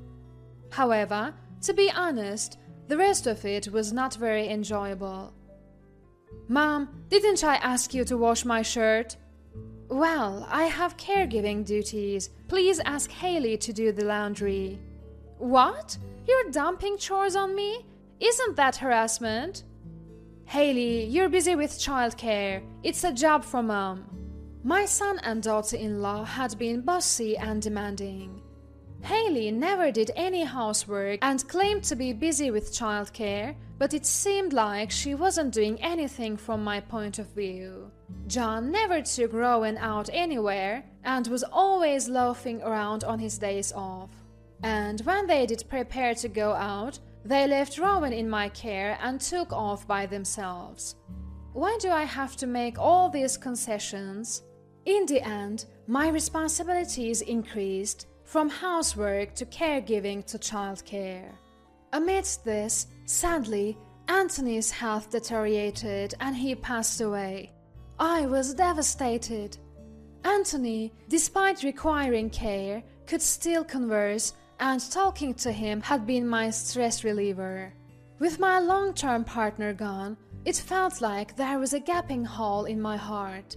But it was my son and daughter-in-law who pulled me back to reality. Although not in a good way. How much is Dad's inheritance? How much will we get? John said this right after the funeral was over. I was speechless, hearing John speak like he wasn't saddened by his father's death. I don't know. No, you need to find out. I want my fair share. Was John always like this? No, this must be Haley's influence. I realized since we moved in, Haley had no manners and seemed to only care about herself. It's like everything else doesn't matter and there's no need for consideration. And John was probably influenced by her lack of consideration for others. Fine, we had a lawyer. He should be holding the will. After explaining this to John, I collapsed on the sofa, drained. Grandma, are you okay? The one who asked this was Rowan. Yes, I'm okay, thank you. Grandma and Grandpa were always kind to me. Now I will grow up strong to protect Grandma. Rowan. Moved, I stroked Rowan's head. Even without blood relations, bonds can deepen. That was exactly my relationship with Rowan. If Rowan could say such kind words, why couldn't John? Later, when the lawyer brought the will, my son and his wife complained about it. Isn't it unfair that Mom gets more? We are the ones who needed more financially. Look, it's what's written in the will. I don't care about that. So, Charlotte, you'd ignore us even if we're struggling financially? Well, if it comes to that, Rowan will just have to start working as soon as he finishes middle school. What? You'd make him drop out? If there's no inheritance, life will get tough. We won't be able to afford tuition, so Rowan would have to drop out and work. That's just... My son and his wife tried to exploit my close relationship with Rowan, becoming more confrontational and instilling fear in me. Fine, we can split it in half then, okay? Why didn't you say that in the first place? They agreed with a snide smile as I proposed this. From that point on, they kept threatening to make Rowan drop out, intimidating me. I felt compelled to comply with their demands, losing my spirit to resist and becoming submissive. Time flew, and before I knew it, Rowan had graduated college and was of working age. Has it really been over 10 years since we first met? Though I was filled with emotion, the hardship continued. My son and his wife continued to squat in my house even after Rowan became independent. Moreover, John quit his job and spent all day at home with Haley. I no longer had the energy to evict them, so just hoping for a peaceful day. I spent my days thinking that way. Then, 3 years later, it happened. Rowan is getting married? It was sudden news. It turns out that Rowan is getting married. And to my surprise, my son and his wife said, "Now we'll live on our own, so you're not needed anymore, housemaid. Please leave." What? They smirked, probably thinking I'd be shocked. But I couldn't contain my joy. Finally, 15 years of putting up with you both was worth it. My liberation day has come. What? What are you talking about? Confused, they didn't react as I expected. Just then, someone appeared behind me. "Grandma, I'm home. Welcome back, Rowan." "Rowan? Why are you back?" "You didn't say you'd be back today." I told Grandma. I was going to surprise you all about getting married, but looks like Mom and Dad spilled the beans. Rowan said this, and they smirked again. "Ah, so you were also looking forward to kicking Grandma out of this house?" "What? No, this house doesn't belong to anyone anymore." "What?" My son and his wife were shocked at Rowan's words. "What do you mean?" "Grandma already sold the house." "What the heck? Why would you do something like this?" John was fuming. His face beat red. "This house is in my name. I inherited it, so I have every right to sell it." "What are we supposed to do now? Where will we live?" "Yeah, we were planning on living here with Rowan and his wife as a family of 4. John and daughter-in-law were equally furious, but Rowan responded calmly. "Actually, that was a lie." "What?" "I'm planning on living somewhere else with my wife and Grandma. I came here today to pick her up." "Wait a minute, Rowan? Why are you taking this old woman with you? She's not even related by blood." "That doesn't matter. To me, Grandma is more family than my biological mom or stepdad ever were. I can't stand how you guys have always treated her. I lied about living together to throw you off guard. You would have treated my wife like a housekeeper, wouldn't you?" John and daughter-in-law looked shaken. "I can't expose my wife to people like you." "Are you abandoning your parents?" "I don't remember raising a child like you." "I don't remember being raised by you guys either. Leave the house before the cops get involved." "I can't believe this." John and daughter-in-law were in despair, their faces turning pale, and understandably so. The young couple, my son and his wife, were always buying designer goods and gallivanting around, even though neither worked. The money came from the inheritance they split with me. But money isn't endless, and they were close to depleting their share. They must felt lucky when Rowan decided to move in with them. Well, their luck ran out pretty fast. As they stood there with pale faces, I packed my bags with Rowan and left the house. After that, they were evicted and now supposedly live in an old apartment. They continue to spend recklessly, accumulating debt. Despite working multiple part-time jobs, they can't escape their mountain of debt due to their spending habits. On the other hand, I've moved into a spacious apartment where Rowan lives. Then Rowan got married, and now the three of us live together. Rowan's wife is such a wonderful person. I took to her immediately.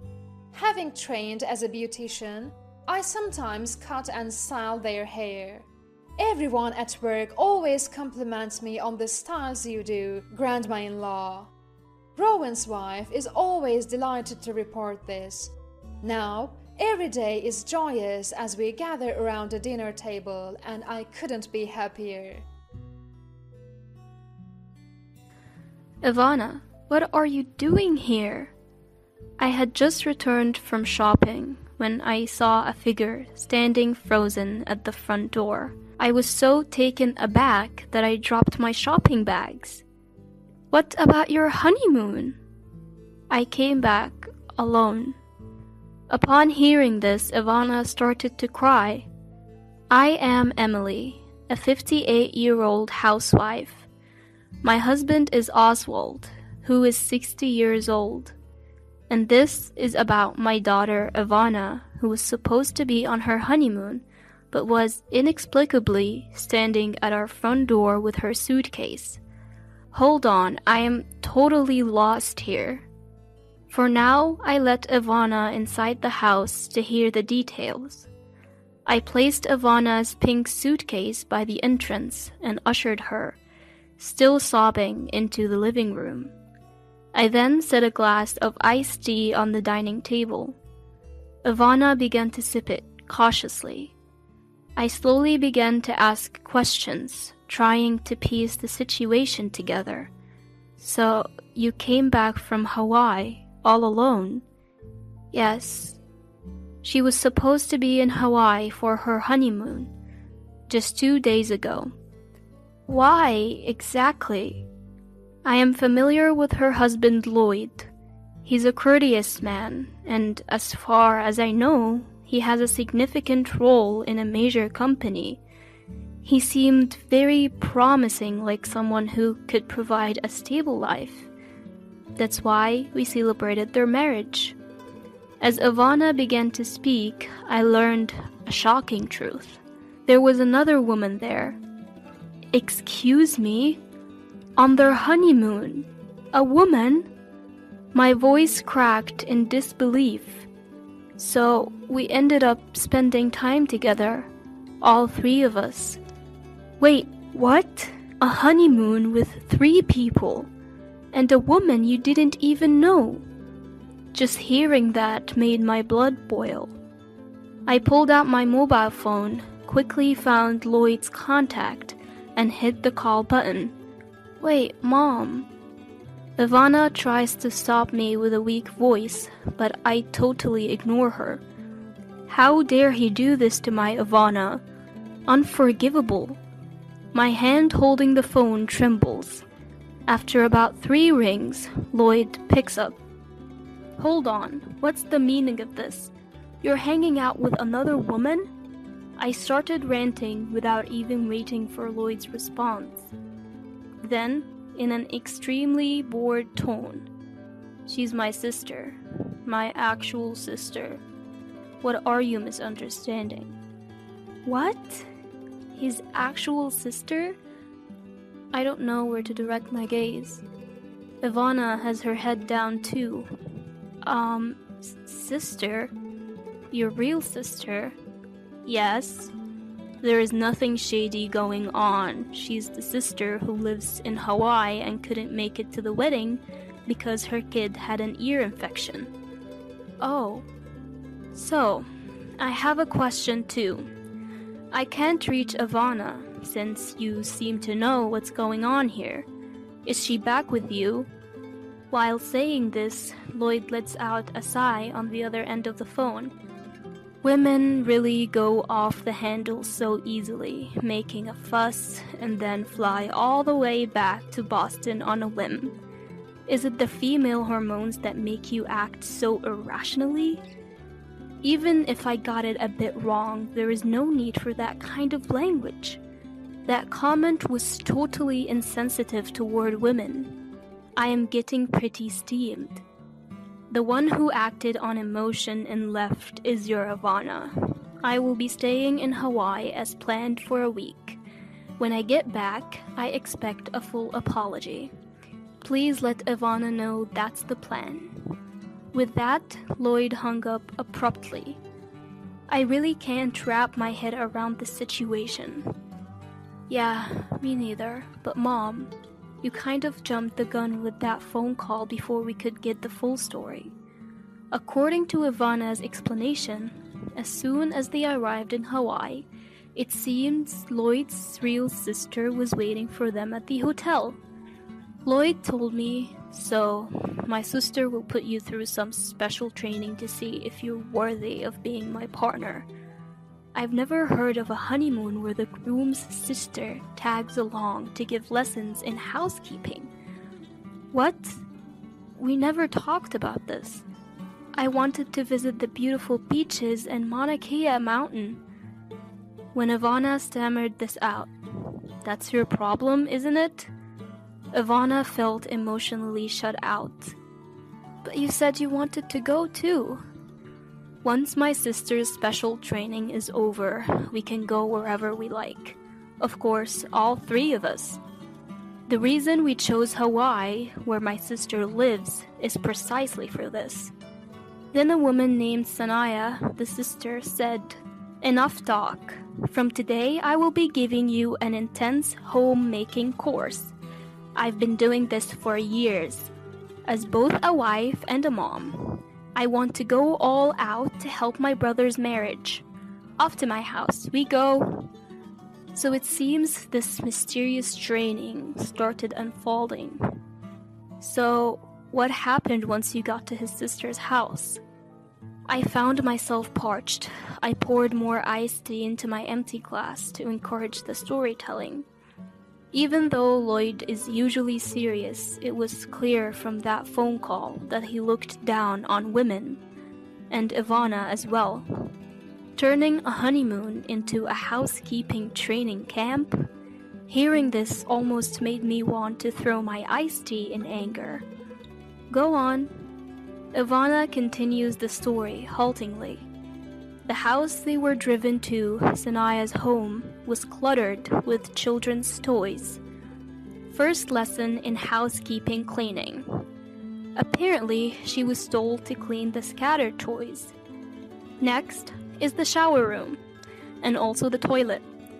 While Ivana was doing the work, Sanaya, claiming to be supervising her housekeeping skills, was spending time with Lloyd in the living room. Isn't this basically using your partner for menial tasks under the guise of visiting home? Doesn't it feel like harassment? When I pressed for more details, that's not all. Fresh tears streamed down from Ivana's eyes. They told me to make dinner for Sanaya's family of 4 plus the 2 of us, just using what was in the fridge. I've never cooked for 6 people before. I thought I would learn how to cook as we went along in our marriage. I couldn't even come up with a menu. Ivana's ordeal continued. So I found some eggplant in the fridge and tried to look up recipes on a cooking community website on my phone. Then Sanaya said, "You should be able to cook by eye. Using your phone is unacceptable." She took my phone away and said, "This is a failure. I'm going to need to give you some intensive training. We're changing all our vacation plans to stay at our house." The entire vacation? Even one day would be ridiculous, but the whole vacation. So, that was it. Apparently, she took back her phone and returned home, sobbing. What even is this? Ivana was really looking forward to their honeymoon. The hotel had a sparkling pool and a view of the beautiful ocean. They must have been excited to try poke balls and Hawaiian plate lunches. But Lloyd and Sanaya trampled over those dreams so easily. Then, Ivana, tears streaming down her face, brought up a suggestion. Interesting. Sounds like a plan. I decided to support Ivana with all my might. As soon as the honeymoon was over, Ivana received a call from Lloyd. We're coming over tomorrow to discuss how we're going to live from now on. When Ivana asked, "What do you mean by how we're going to live?" "You failed as Lloyd's partner, so we need to discuss what's next. Seth said you're a total failure in the kitchen. We need to talk specifics. Seth is coming with me. So listen carefully and think about where you went wrong." What? Reflect on my actions? I was about to explode with anger at that arrogant and unreasonable demand. But them coming over actually works in my favor. I decided to handle this calmly. Finally, the day of the confrontation arrived, and Sanaya and Lloyd showed up. "Well, Ivana, done any reflecting?" Lloyd starts off with arrogance right away. The serious demeanor he had during our first meeting seemed to have flown away. "For now, please, come in." I led the two of them into the living room. "Now, let's start the Ivana's partner test." I called out loudly for my husband, who was waiting in the other room. "All right." My husband walks in holding a yoga mat, a confident smile on his face. "Gotta keep in shape to protect the family. First, we're going to work on our core and back muscles."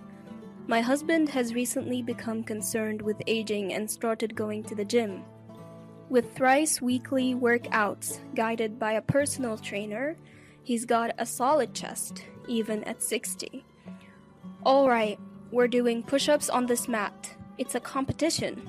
Lower yourself down for 3 seconds, count slowly, and then push back up. That's 1 rep. If you don't stay down for 3 seconds, you won't engage your core muscles." Lloyd, who appears to have never worked out a day in his life, is utterly shocked. If you're saying Ivana needs a Lloyd's partner test, then I'm going to test if you're fit to be Ivana's partner. Keeping in shape is important for family support and child rearing too. Now, place your hands slightly wider than shoulder width apart and get into a push-up position. Come on, hurry up. It felt like boot camp, as if a merciless drill sergeant was waiting to put Lloyd through the ringer. Both my husband and Lloyd assume the push-up position. And 1. At that moment, Lloyd collapses onto the floor and can't get back up. He's stuck to the floor like a squashed frog. "Ha ha ha, you can do it. I can do 50, you know." My husband is breezily doing push-ups beside him. His glasses are askew, his tie is crooked. Lloyd remains collapsed. "Alright, you're next." I turned to Sanaya, who was standing there, dumbfounded. "What? Me too?" Now it's Sanaya's turn to be surprised. "You seem to be fond of my Ivana. I will be the judge of whether you have the ability as a mom and a wife, and whether you're fit to guide my Ivana." Yes, this was the retaliation plan that Ivana had suggested to me. Sanaya's home had mold growing in the shower, and her toys were just pushed to the side. She wasn't exactly in a position to teach me how to clean. Based on what Ivana told me, I had formulated a plan. Then, I forcefully pulled Sanaya into the living room. "I've lifted dirty just for you. This is your test. Now, start cleaning." Sanaya tried to deflect, saying, "I came here for discussion from Hawaii." "Huh?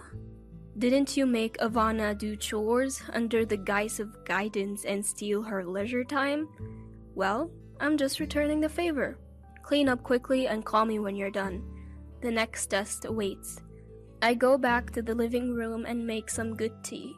I hand a cup to Ivana, who's quietly watching the plan unfold, and we both sit on the sofa. Meanwhile, Lloyd is struggling with his workout and getting berated by my husband. His neatly styled hair is now a mess. After a while, Sanaya returns to the living room. I've finished cleaning. Oh, that was quick, she says, peeking into the bathroom. It had taken her nearly an hour, so she must have done a decent job. At first glance, it looks clean, but there are clear traces of water streaks on the walls. If you don't wipe the water off shiny surfaces immediately, they'll get cloudy. Don't you even know that? Especially the mirror. It will get those white water stains. And you dare call yourself Ivana's mentor? I gave it to her, holding nothing back. Sanaya tried to make an excuse, saying, there's no mirror in my home shower room. Well, I've heard from Ivana, who cleaned your house, that there indeed was a mirror. I quickly shot back. And she said there was also a lot of black mold. Clearly, you've been neglecting it. Sanaya was left without a comeback, but I couldn't let her off the hook that easily. Alright, next up is sewing. Get to the sewing machine. What? Just as she thought she could relax after cleaning, another task was upon her.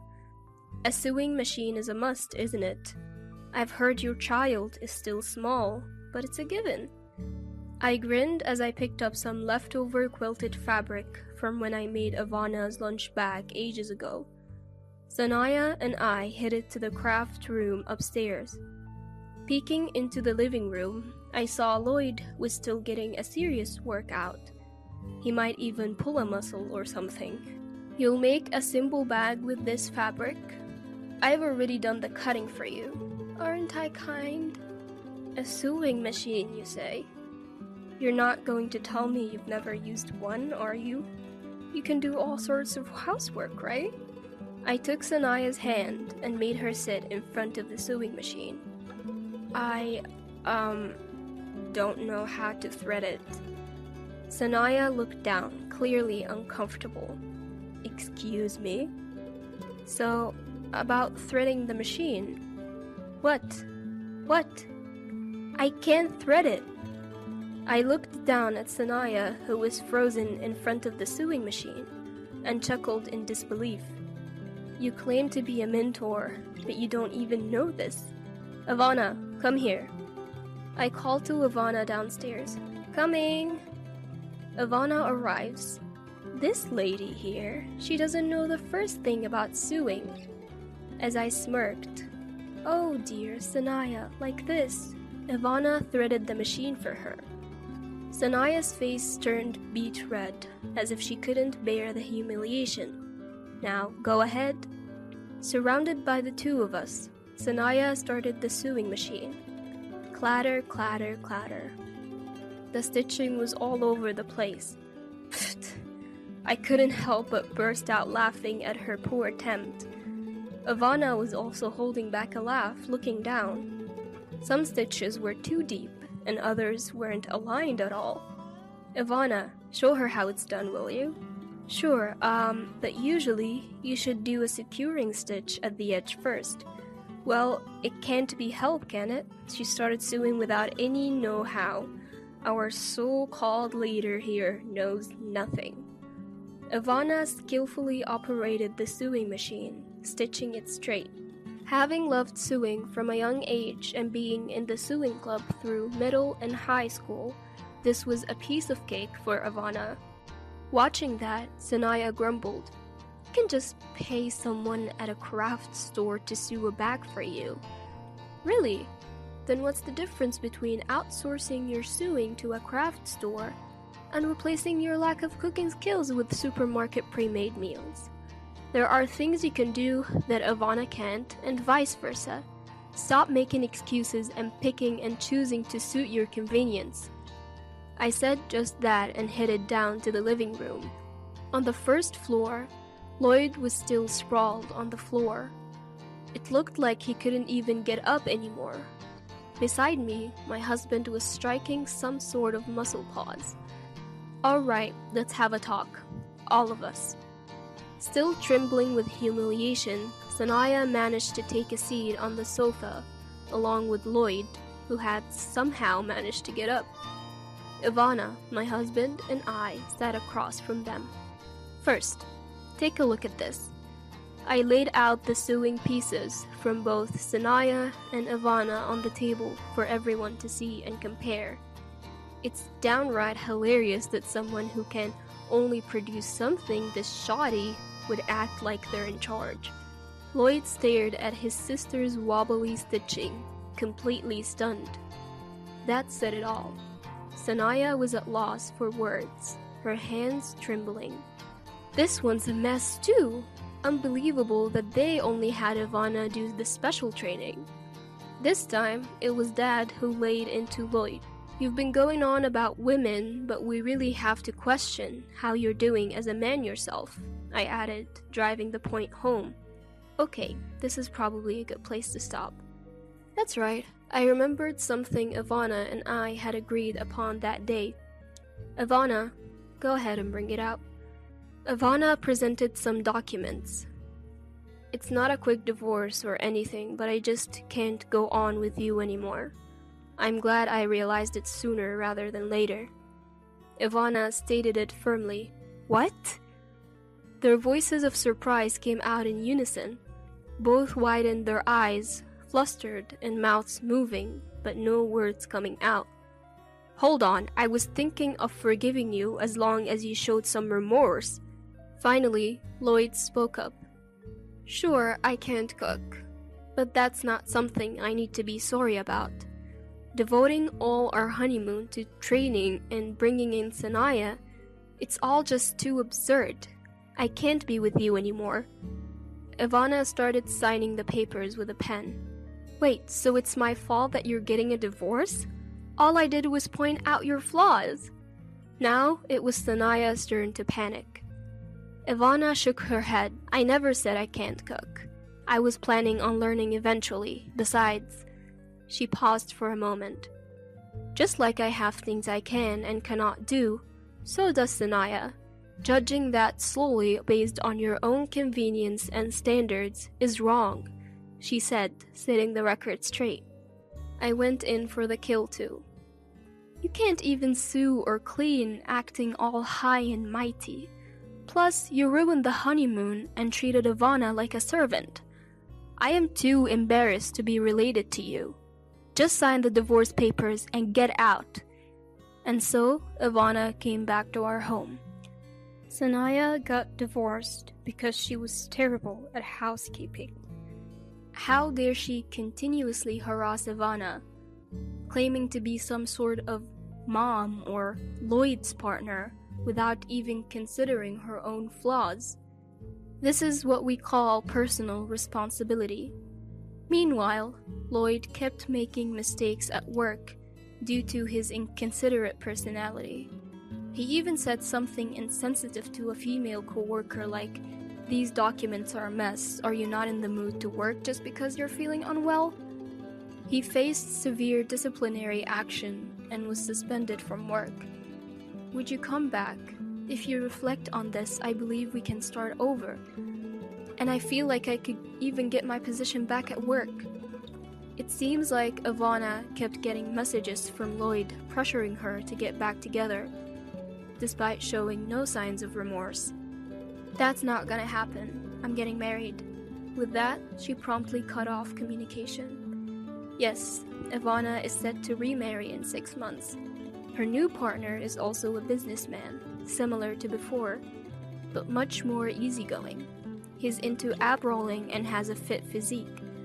As long as I can eat, I'm good. When they dine together, they get excited talking about things like protein for bodybuilding. Ivana, who's now seriously learning to cook, joins her in the kitchen. I mean, I could at least make scrambled eggs. While making sandwiches for work, Ivana recalls those days. "It's okay, don't worry about it. You'll get the hang of it as you go along." With that, I seasoned the dish just by eyeballing it.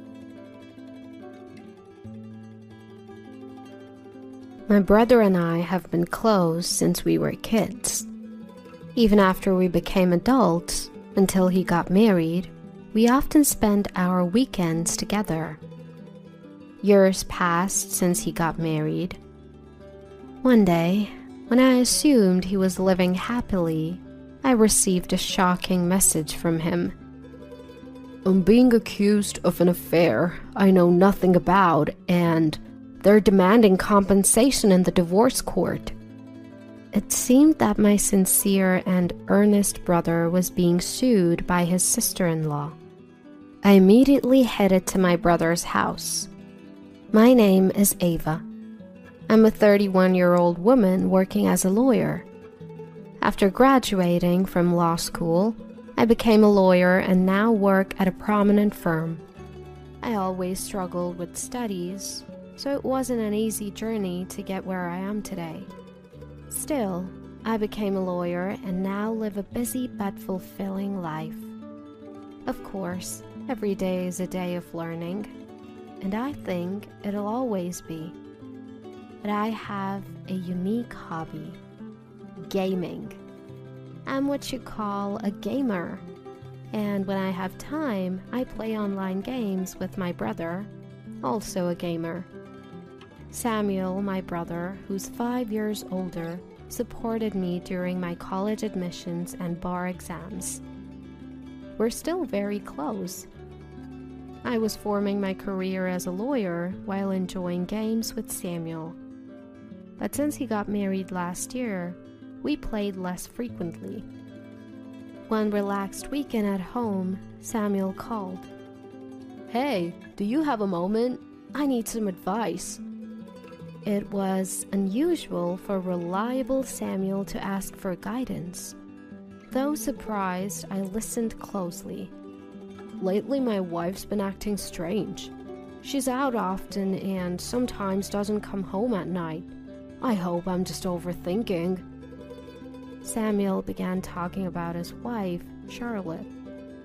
He said she often wasn't home when he returned from work, and sometimes didn't come home at all without notice. I only met Charlotte at their wedding, so I don't know her well. But from our few meetings, she seemed friendly. So I was taken aback. It's not inherently wrong to stay out late or go out, but if it happens too often, it's concerning. If there are relationship issues or infidelity, something has to be done. That's why Samuel consulted me, being a lawyer, about potential solutions. However, from a legal perspective, you can't do anything without evidence. Moreover, involving a lawyer isn't the most peaceful solution, especially without any proof against his wife.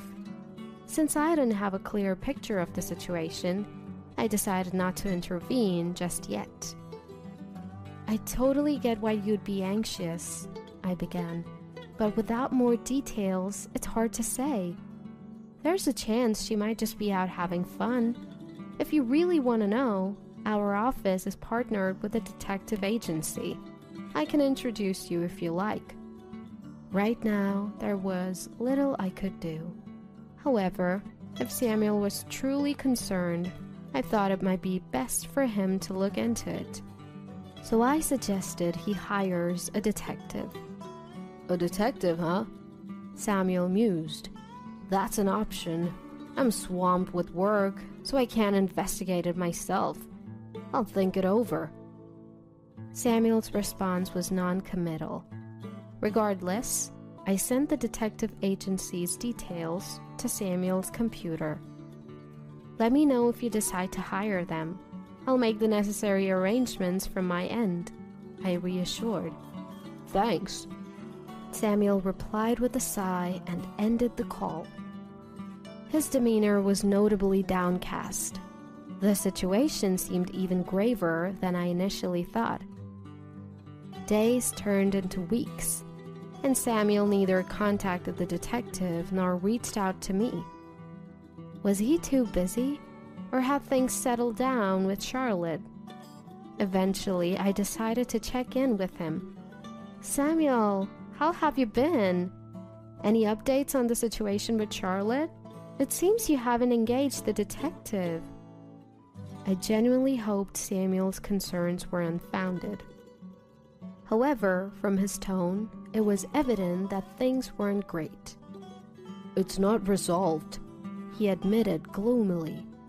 "I considered hiring the detective, but Charlotte manages our finances, my salary, everything. I can't afford the detective's fees." Samuel explained the situation in a somber tone. Despite feeling helpless, Charlotte's behavior hasn't changed, and it seems he's been living with anxiety for several months. "I get it. Hiring a detective can be pretty expensive." Samuel's allowance wouldn't nearly cover the investigation fees. Hearing Samuel's disheartened voice made me feel heavy-hearted as well. "All right, I'll help out. Let me see what I can do from here, so don't be too down, Samuel." I owed him big. I thought of this as an opportunity to repay a favor and told Samuel so. I wanted to alleviate Samuel's worries, even if just a little. I asked Samuel to wait a bit and ended the call for the day. A few weeks later, I stumbled upon some unsettling information about Charlotte. Before I could share it with Samuel, he called, sounding more frantic than ever. "Is everything okay?" "Something's come up," he blurted out. I braced myself for what Samuel would reveal next. "Charlotte is threatening to sue me for alimony based on false allegations of infidelity. She even has a lawyer demanding compensation for our pending divorce, claiming they'll proceed legally if I don't pay." It sounded like Samuel had been ambushed by Charlotte and her lawyer, with unexpected demands. He explained that he had secretly called me during a break from their intense discussion. Hearing this, I was at a loss for words. I knew Samuel wasn't the type to cheat. Samuel himself probably has no idea at all. That's why he's saying it's fabricated. So, Charlotte is claiming compensation in the divorce trial based on a non-existent affair story about Samuel. Samuel is genuinely a good person who is kind to everyone. Having seen many victims of scams and frauds at work, I was always worried about good-hearted Samuel. I often wondered if he might someday be deceived. But I never imagined this deception would come from his own spouse. So, what's the situation? What's the other side saying? I mean, Samuel isn't having an affair, so this claim seems far-fetched. Given that he had received a call in the middle of our conversation, it was uncertain when Samuel might be taken back. I needed to learn as much as possible about Samuel's situation in this brief time, so I quickly pressed Samuel for details. He shared that someone had snapped a photo of him during a business meeting with a female colleague, and now they were using it as proof of an affair. In the photo, both of them were dressed professionally, and the location wasn't suggestive in any way. It was clear they were forcibly trying to frame it as evidence of infidelity. There were a few things that struck me as odd at this point, specifically the approach of the opposing lawyer. A lawyer is a professional after all. They wouldn't do anything to harm their client's interests. If it's a case of infidelity, they'll do their utmost to reduce the compensation amount in a divorce trial if their client is the one having the affair. If their client is the victim, the lawyer's job is to claim the maximum compensation. But demanding compensation based on such flimsy evidence was highly suspicious. If they truly studied law, then they're a truly terrible lawyer. If such unreasonable demands were met, anyone could make wild compensation claims. There was no need to accept such an absurd request. As a family, I couldn't stand by and do nothing. "Samuel, I'm coming over right now. Don't answer anything they say until I get there. Just stay put and wait for me. I decided to step in as Samuel's lawyer and talk to Charlotte and her lawyer. From lounging in my casual clothes, I quickly changed into my suit, shifting into work mode. I called a taxi and headed to Samuel's house as fast as I could. Upon arrival, I took a deep breath and rang the doorbell. It was Samuel who answered, and he welcomed me inside. Heading to the living room, I found Charlotte sitting next to an unfamiliar man. This man seemed to be Charlotte's attorney. Both of them looked at me in surprise. "Sister-in-law, it's been a while." I greeted Charlotte briefly and then introduced myself to the man beside her. "Nice to meet you. I'm Ava, an attorney. I'm here today representing Samuel." At my words, both Charlotte and her attorney looked shocked. "What? Ava? A lawyer? You're joking, right?" Charlotte mumbled, exchanging a quick glance with the man beside her. It's understandable that she was taken aback. She had no idea that I practiced law. I had been approached for free consultations and mentioned behind my back, leading to past troubles.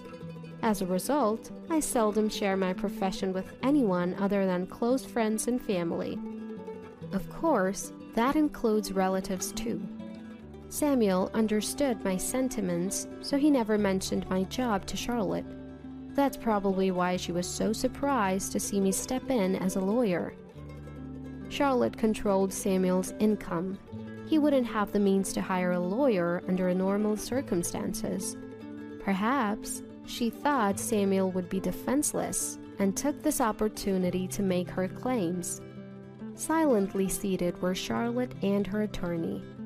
As I was pondering the next move, Charlotte's supposed lawyer spoke up.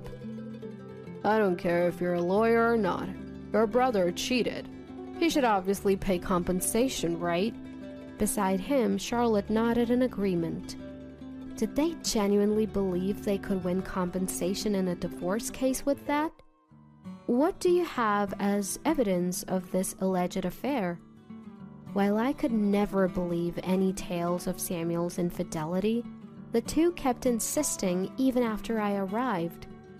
Wondering if they had any additional evidence beyond what Samuel shared with me, I pressed the opposing lawyer.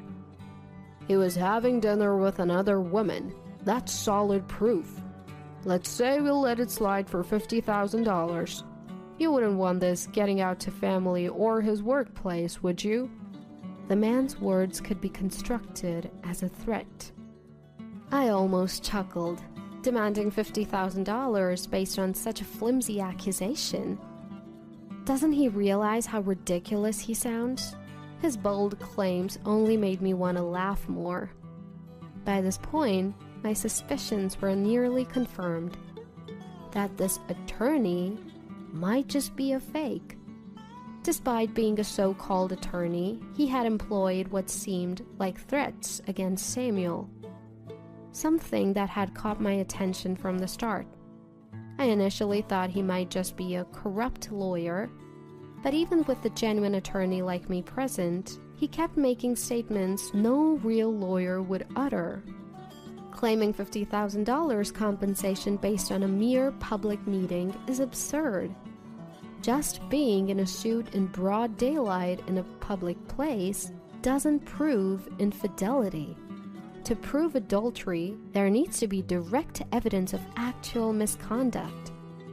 Any attorney would know this. It's a fundamental aspect of the law. If he doesn't even know this, something's off.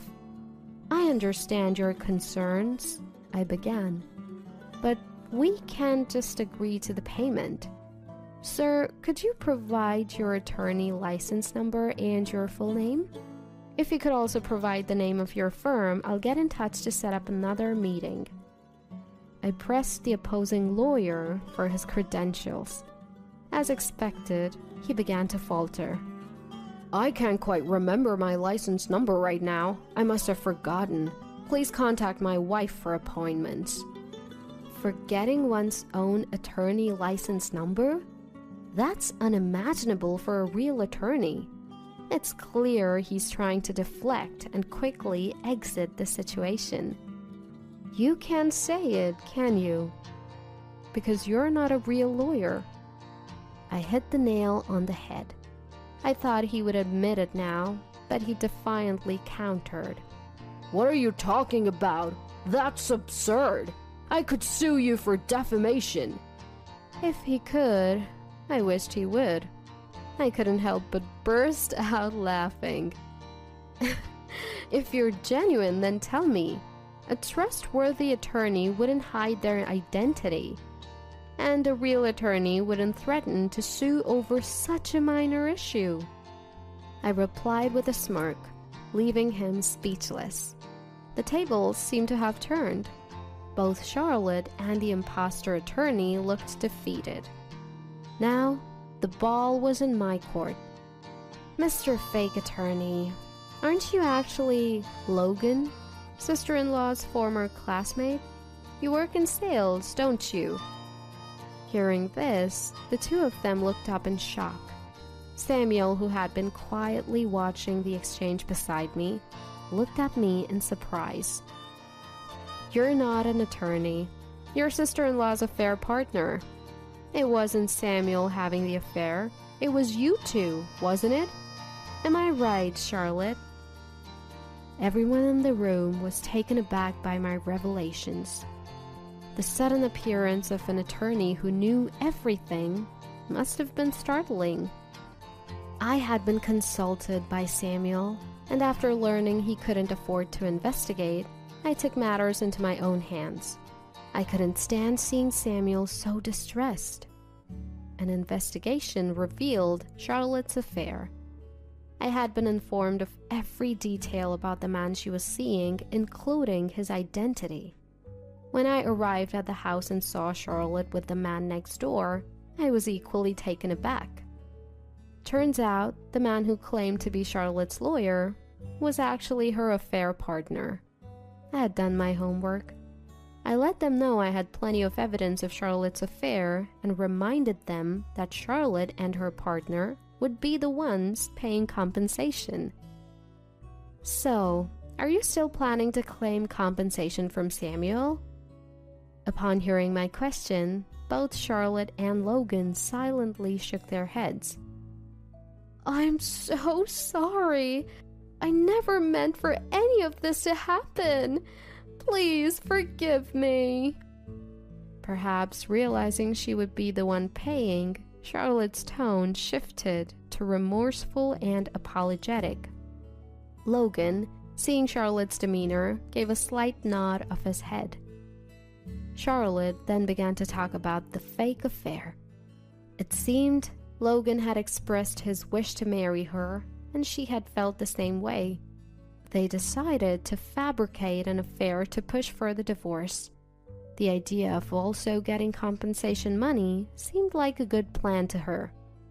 It baffles me how someone could think, let alone execute, such a plan. Then Samuel, who had been silent till now, spoke up. You betray someone and try to frame them with a crime.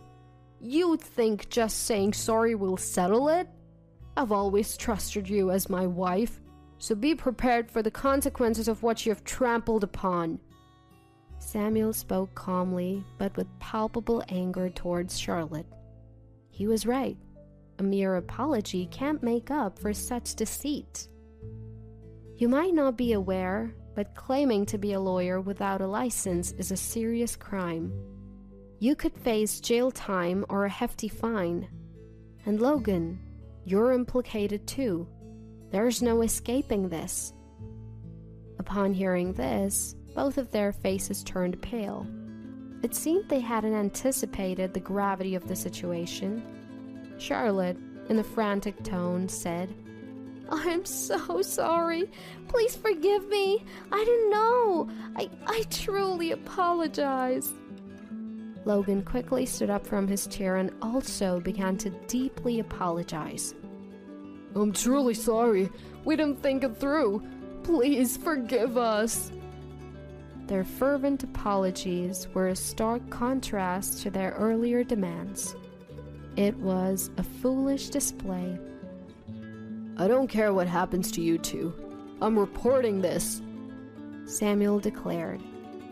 It's often said that the kindest people have the fiercest anger.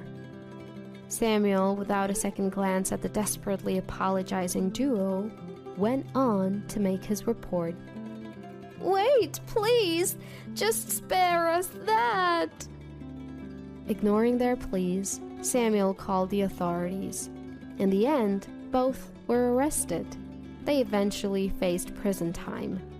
In the end, Samuel and his wife divorced, and the compensation from the divorce settlement offset any other financial matters.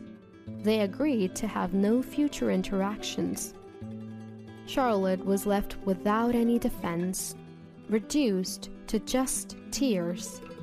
They tried to benefit by deceiving others and falsely accusing them.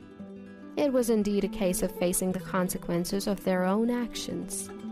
Regretting now is too late, but hopefully they would change for the better. After the divorce, Samuel seemed to have regained his old spirit. Ever since getting married, Samuel and I have been enjoying online gaming, something he had set aside for a while. After the whole divorce debacle with Charlotte, Samuel moved out of the room they shared and started anew in a different place, trying to shift his feelings and begin a fresh chapter. For a while, he seemed to have lost trust in people and kept his distance. But lately, I've noticed he's been slowly venturing out for meals with friends. Once Samuel feels a bit more settled, I'm thinking of introducing him to some of my trustworthy friends. More than anything, after all the hurt he's been through, I want Samuel to find happiness.